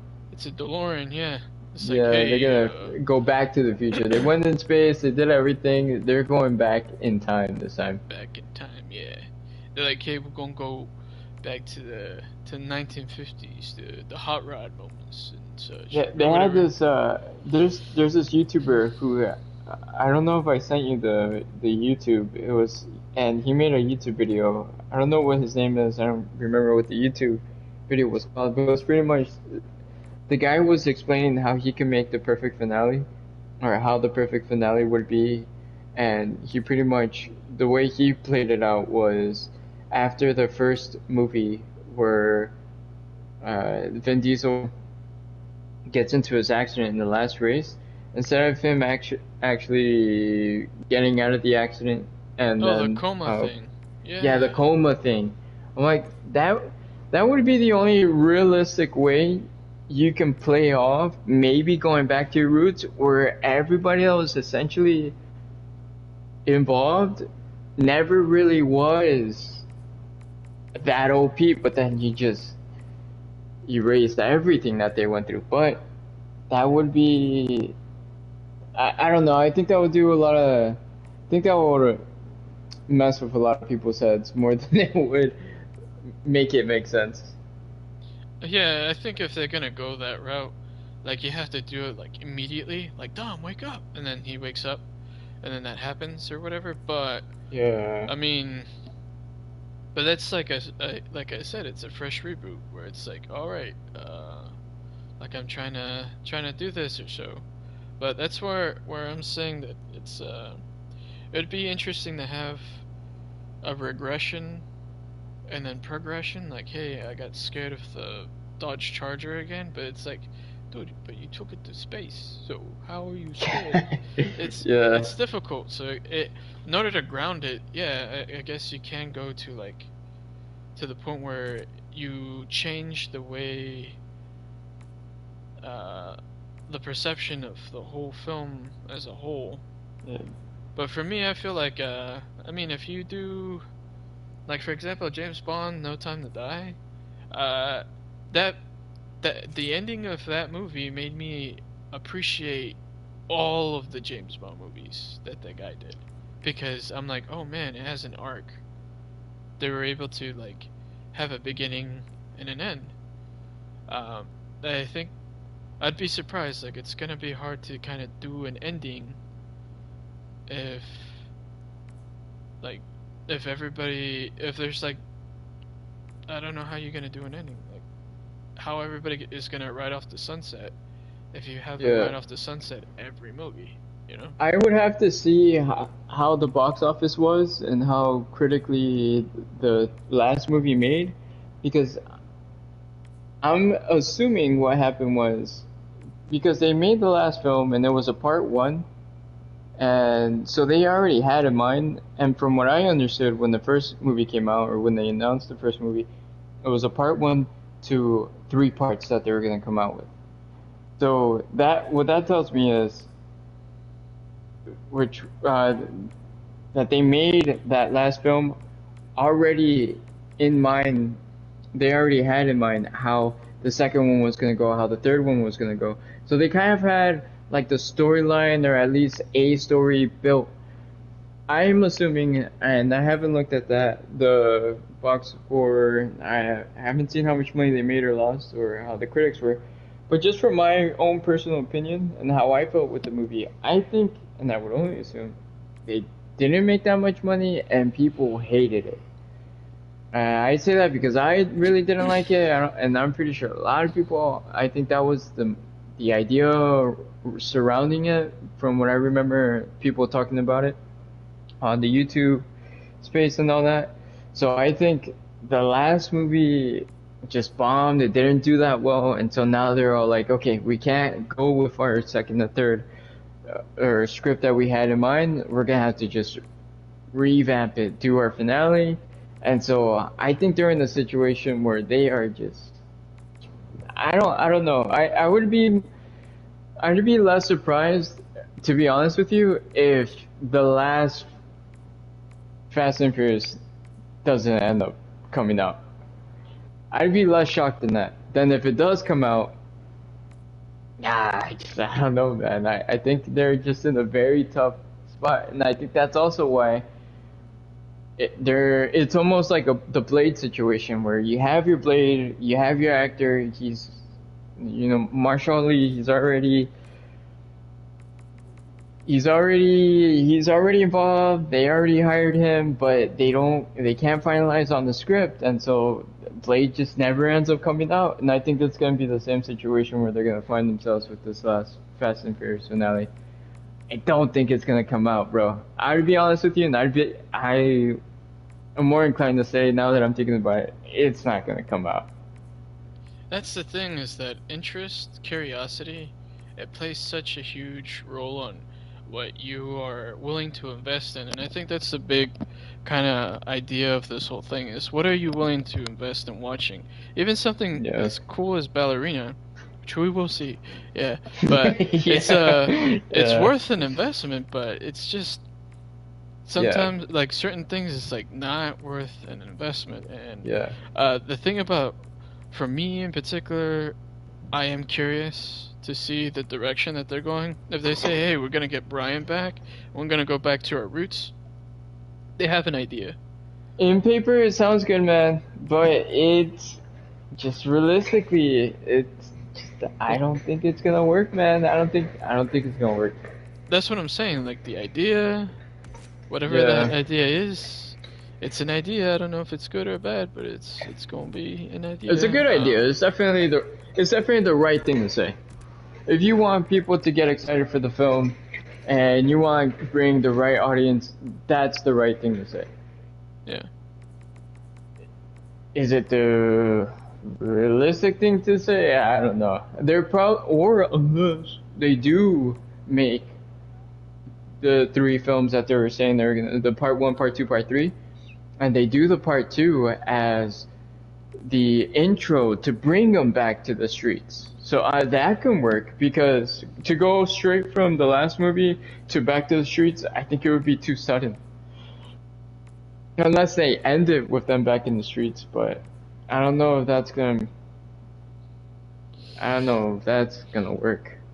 Yeah, it's like, what are you gonna do? Freeze all their accounts? Oh man, we gotta go back to the streets. Yeah, we gotta go back to the streets and they figure out everything. Name. And they've been there before. Yeah, it's like respect is the name of the game and such, and so it's like I think the best way of going about it is probably something along the lines of like, hey, because they weren't in their hometown so much, someone else is prominent, someone else is super cool and is taking over the area, and so for them it's like they come back and they're like, hey, we actually own these streets, like we run this, you know, and these people are like, yeah, right. Or it could be that the way they might want to play it off is that they have the headquarters of some bad guy that they're going up against is in LA. Maybe that's how they play it off, as an excuse to go back to the streets, because that's where the headquarters are at and we know these streets. Man, but if we know the people. If they're really going back to their roots, they wouldn't go to LA though. They would go to Arizona. That's why I love the Eclipse so much, because they had Arizona plates. Interesting. So it's from Arizona, but you bring up good points. Maybe the taxes are lower in Arizona. They bought the car in Arizona. Yeah, it's like insurance. It's insurance purposes. It's insurance purposes. I cannot say I guarantee it due to a pending lawsuit. But yeah. But that's the thing about it. I mean, I guess it would be interesting. Like, I am curious. It has my curiosity. Yeah. It's the last one. What do I have to lose? It's the last one. Yeah. So, but yeah, I guess we'll see. But with Superman, it has just a lot to make me curious. Like I guess I'm like, with Superman, I have to reinvest myself into another multiverse, I guess. But with, I think my investment of Fantastic Four, it's not as much because it's familiar. It's like, oh, it's connected, so I don't have to. All this time of me seeing all these films, like, it's paying off because the next one I kind of know. I see what you're saying. Yeah. What's what? I guess that makes sense. I guess that does make sense. Yeah. I guess I'm excited for Superman. I think what excites me more about Superman isn't necessarily Superman, more so it's James Gunn. And I see how excited he is for Superman, and I guess that gets me excited. And I think that's it. That's it because I mean, I've never been a huge Superman fan. And if we're talking about DC, I am a bigger Batman fan than Superman, and there's probably other characters in the DC that I'd probably be more excited to watch a film of than I would to watch a Superman film. But I think it's that I just have so much hope for James Gunn. I think he has. I don't know if he feels the pressure, but there is a ton of pressure in James Gunn if this film does good or does bad. If it does good, if it's the greatest Superman movie ever made, and I feel like that's his goal, I'm going to make the greatest Superman movie ever made. And I think I get this vibe of excitement and of so much, like real passion in James Gunn that I think that it just builds my excitement for this film. Not so much the Superman. To be honest, I don't know the actor who's playing Superman. I'm not familiar with him at all. I don't think I've ever even seen him in any film. So even in that aspect, I'm not attached to Superman outside of just James Gunn. And with what he did with Guardians of the Galaxy, it brings me more trust into James Gunn. Where the third Galaxy, Guardians of the Galaxy, is in the film, if you put it on, the way you put it on paper, I'm not excited in the film like that. It's a dark, nasty film with some just weird testing of animals. You put that on paper, it doesn't bring me any just excitement, nothing. It deters me from wanting to watch it. And then if you show me clips of the few animals that they had and the way they put them to, and it's nasty, it doesn't really excite me. It pushes me away from the film. But then when I actually saw the film, and the way James Gunn was able to put all those things that I'm not a fan of and make an amazing film, like, I think it's just the faith that I have in James Gunn and also the amount of attention he puts in his films that brings me an excitement into Superman. So it's not necessarily Superman. It's more so. And I guess this would be a good way to phrase it. If you tell me, are you a bigger fan of Fantastic Four as a comic book characters as what Fantastic Four is versus Superman? I would say Fantastic Four. I think they're more fun for me as a group of comic book characters. But in terms of film, I don't know who's directing Fantastic Four. I know it looks good, but I am a huge fan of James Gunn, and I trust James Gunn. But my thing is this too, right? My other issue is just that, okay, it's Fantastic Four. Alright, that's cool. And I know these characters. I've seen these characters. That's cool and all. But Superman is not just Superman. It's Crypto, the super dog, which I've seen that show. I love that show. I grew up with that show. You got Green Lantern Gardner guy. You have him also.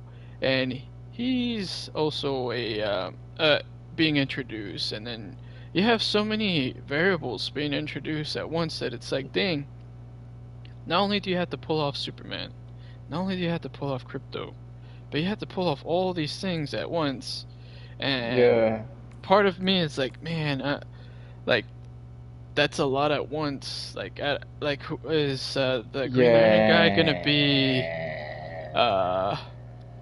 Is he gonna be like a punching bag? Is he gonna be like a ultra badass? It's gonna be hard to well, it could go one or two ways. You could have the Eternals way, where it's a lot of characters, they all have their different powers, but they didn't invest enough time in it, so it's not that good of a movie. Or you have the Suicide Squad, the one that James Gunn did, which is surprisingly the same James Gunn. Suicide Squad wasn't James Gunn. Yeah, James Gunn did the second Suicide Squad. Oh yeah, second one. Yes. And he brings in a ton of characters, all wild characters. The difference is, where this would be more towards your point, is with the Eternals, which has the same potential problem that the Superman movie might have, is that in the Eternals, each one had their different abilities, different powers, and they're super powers. Powers that they're not just like super strength, super this, super that. They're superpowers. You're Flash, you're Superman type, you're things that make you S tier type of superhero. Whereas the Suicide Squad, it wasn't really. So maybe that can play into. Yeah, because you can't. Yeah, you're right. I see what you're saying though. I see your.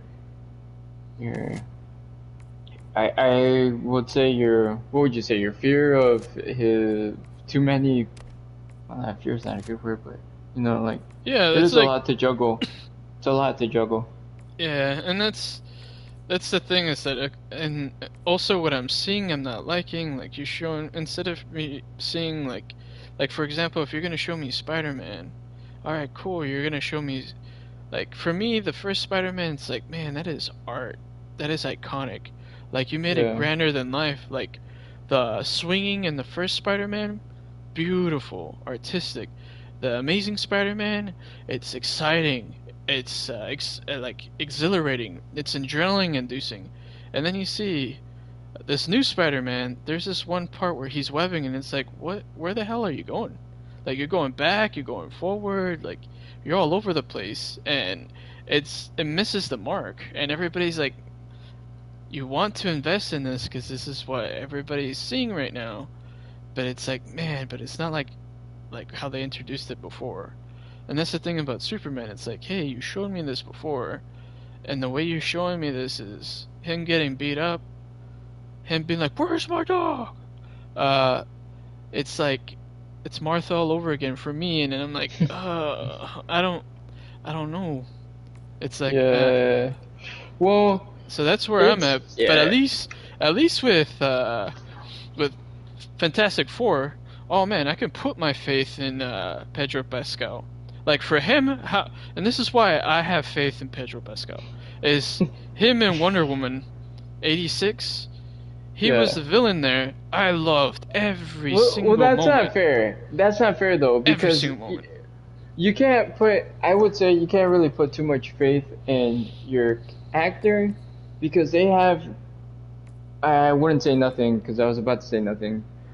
They have very little to do with the script. Some actors have a good amount to do with the script, but not the entirety of the script.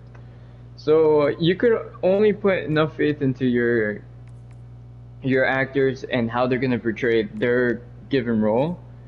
And just because you have faith in Pedro Pascal, and this is where I would kind of argue with you, you can't have that same faith in the other characters, nor in the movie in general.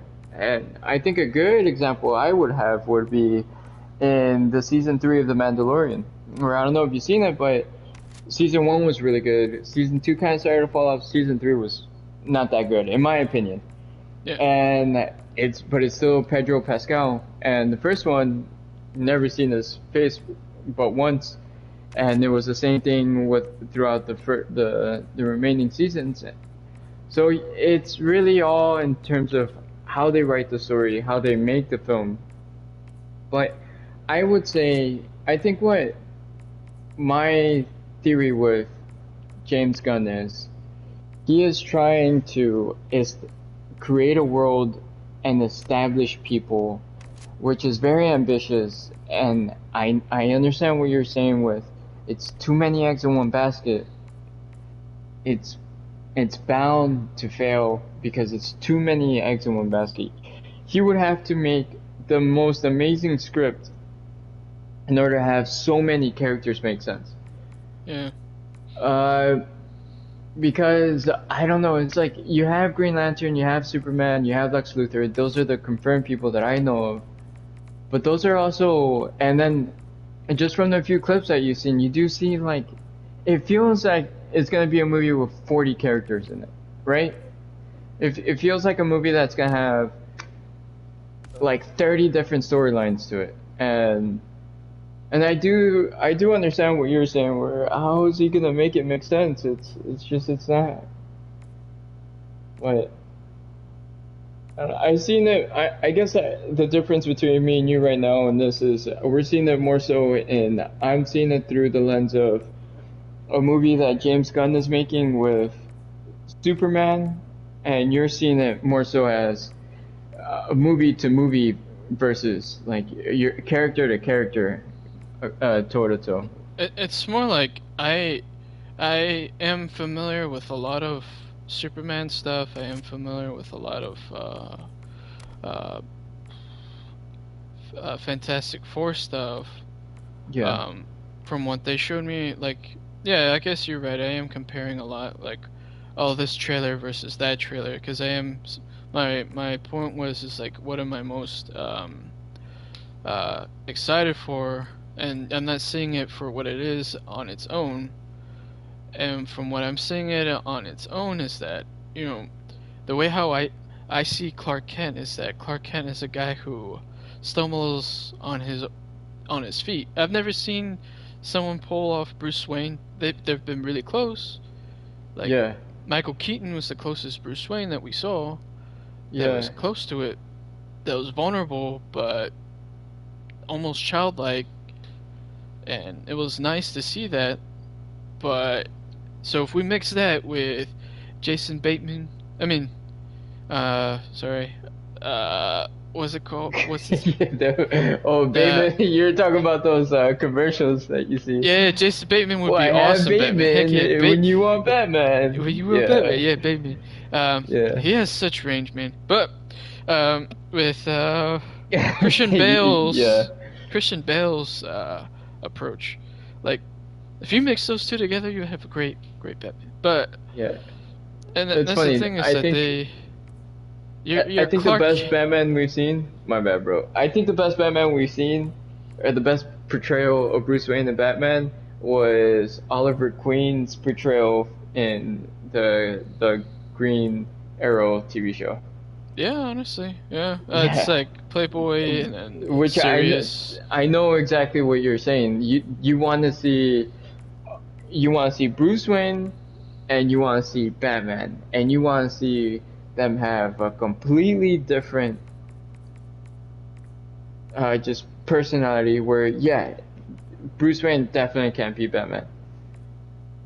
Yeah, because it's like, dude, this guy is like, his head is in the moment, like, wow, like he's the type of dude who's like kind of like Iron Man in the sense where he's like Robert Downey Jr. Like, oh man, this guy is super charismatic.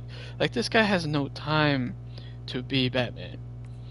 And then Clark Kent, you see him, oh, he's a farm boy. Like he's out of a fish out of water, but that's just like, it's a symbolic gesture that he's a man out of planet. Yeah. And the thing is that he's trying to understand the city life. He's bumping into things and Charlie Chaplin his way through stuff while like saving people too. But the thing is that he's trying to play that tightrope, kind of like Spider-Man. Like, hey, I'm trying to be Clark Kent and not have anybody know my secret identity, but also be Superman at the same time. And that's my struggle, is that I'm trying to balance my responsibility at the same time. But I'm trying to maintain my identity. You're saying James Gunn isn't gonna do that, or he is gonna do that? No, I'm just saying that that's Superman. Superman's like, and you know, there was this one line that Superman said that's awesome. Like Lois Lane is like said to Clark Kent, like, hey, I found out why I keep thinking that you're Superman. And he's like, why? And she's like, because I think the Superman guy said that. He's like, oh, it's because every woman thinks their man is Superman. And I'm like, dang, that's deep. That's awesome. But the thing is that she's like the best reporter in the world, so of course she's gonna figure it out. But it's like the dynamic of Mary Jane in Spider-Man and the new Spider-Man, it's like they have a dynamic where she's like, I know who, I have an idea you're acting weird, and I don't know if it's because you're a country boy or if it's because you're Superman, and so you have that doubt, but she's like, I'm gonna figure out your secret, and that transitions into, okay, I'm interested in you romantically, and that's beautiful to see that. And I feel like you're already showing me Superman being Superman, getting beat up as Superman, having a dog, getting beat up as a dog. I see what you're saying. Yeah, it's just I see what lot you're of saying. balancing. You're not gonna. You're saying there. Also, I think what I'm understanding is you're not getting the beginning parts of Superman, or like the connecting parts of Superman, or what differentiates Bruce Wayne from Batman. We're not gonna be able to see that, like the differentiation between the Clark Kent from the Superman, and seeing that development with Lois Lane, that brings like a deeper meaning to their relationship. Yeah, right? Is that what you're saying? Exactly. Like there's a show called The Batman. It's a cartoon. It really ain't like he had to balance the Batman and Bruce Wayne part, and there was a part in that show that even Alfred's like, nope, you're not going as Batman. You can fix this as Bruce Wayne, and he had to balance. I feel like I remember hearing that. Yeah. And so it's like, hey, you can use your sides so well, and I wish they had that same balancing act with Superman, but to put your mind at ease, I do feel that James Gunn is doing that. Nice. From the little that I've heard, from the little that I've seen, from the most that I've tried to avoid everything, and from the little YouTube clips that I've seen from different people, I do think that he is doing exactly that, or at least, which I don't know. I'm with you though, because how in this film are you gonna have so many characters, Green Lantern already involved, and you're also still gonna try to play into this, to everything you just mentioned about the Superman and Lois Lane and that little. So I don't know. It is a lot to a lot of eggs in the basket. So. Yeah. But I mean, I guess you're right. Either I'm hyping you up or you're hyping me down. Yeah. But, I'm still going to see it, man. I'm going to see it. 100%. No why not? Speaking of which, dude, just for the fans out there and for the people who will recap on our videos 5 years from now when we've blown up and they want to reach our first films, our first clips. What we're gonna do is we're gonna officially, finally watch Ballerina this week, within this week or this weekend, and this is gonna be our conversation for. Do this. They can't hear us, right? I don't know. Yeah. Nah, because then our speaker would light up. I don't think they can hear us. Wait. Anyways. Yeah.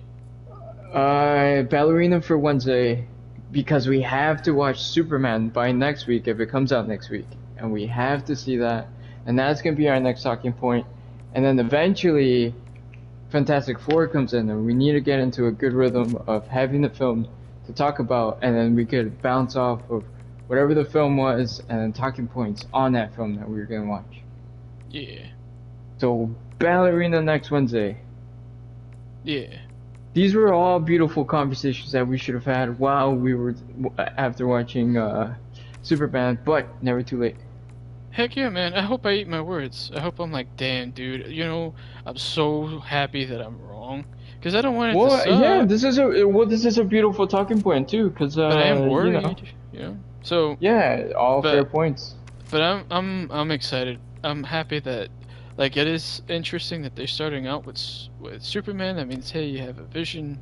You did do Brightburn. all that good stuff. But we'll see what happens, and then we'll go from there. That's for sure. But because they will. I mean, I think even if it fails, they're gonna still try again. I don't think they're gonna fire him. No, that's where I really feel he has a lot of pressure on his shoulders, because I don't think.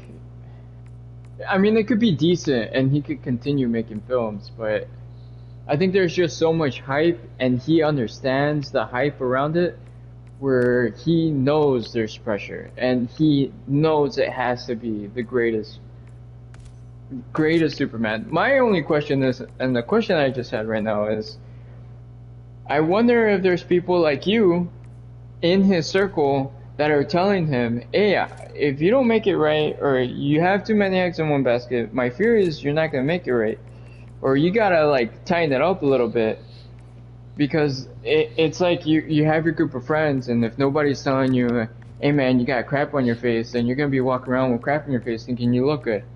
So you don't, and that's my fear with these big circles. You have James Gunn. If he doesn't have nobody around him who can like really help him out and tell him, hey, fix this, fix that, then he can potentially be digging himself a hole, which is that's also not good. Yeah, but I guess we'll end up seeing what happens, because I mean, that's practically the name of the game. But I mean, we'll definitely see. But yeah, until next time. Until next time. All right, man. Calling it now. This been the show. We are Das Bros. Das Bros. You can find us on anything and everything. We're all over the place. We are Das Bros Entertainment Inc. You can find us on YouTube. If you're on YouTube, you can find us on Twitch. If you're on Twitch, you can find us on YouTube and Instagram, on Twitter, all of it. We're all over the place. Eventually, we'll be the biggest names in the game. We'll be all over the place. We're tweaking it up. We're understanding everything. We're getting into a good flow. But just stick in there. And if you're listening to us in the future, you know, thank you for listening to our first clips, to our beginning videos. Humble beginnings. Our humble beginnings. Yeah. This is more so just for the bros. But eventually this would be for all the bros. But right now it's just for the bros.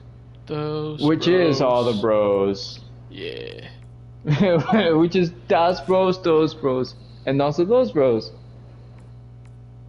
We don't fail. We're talking to everybody and nobody at the same time. Yeah, everybody. Yeah. But alright, bro. I'm gonna end it. End it. Signing out. Nice.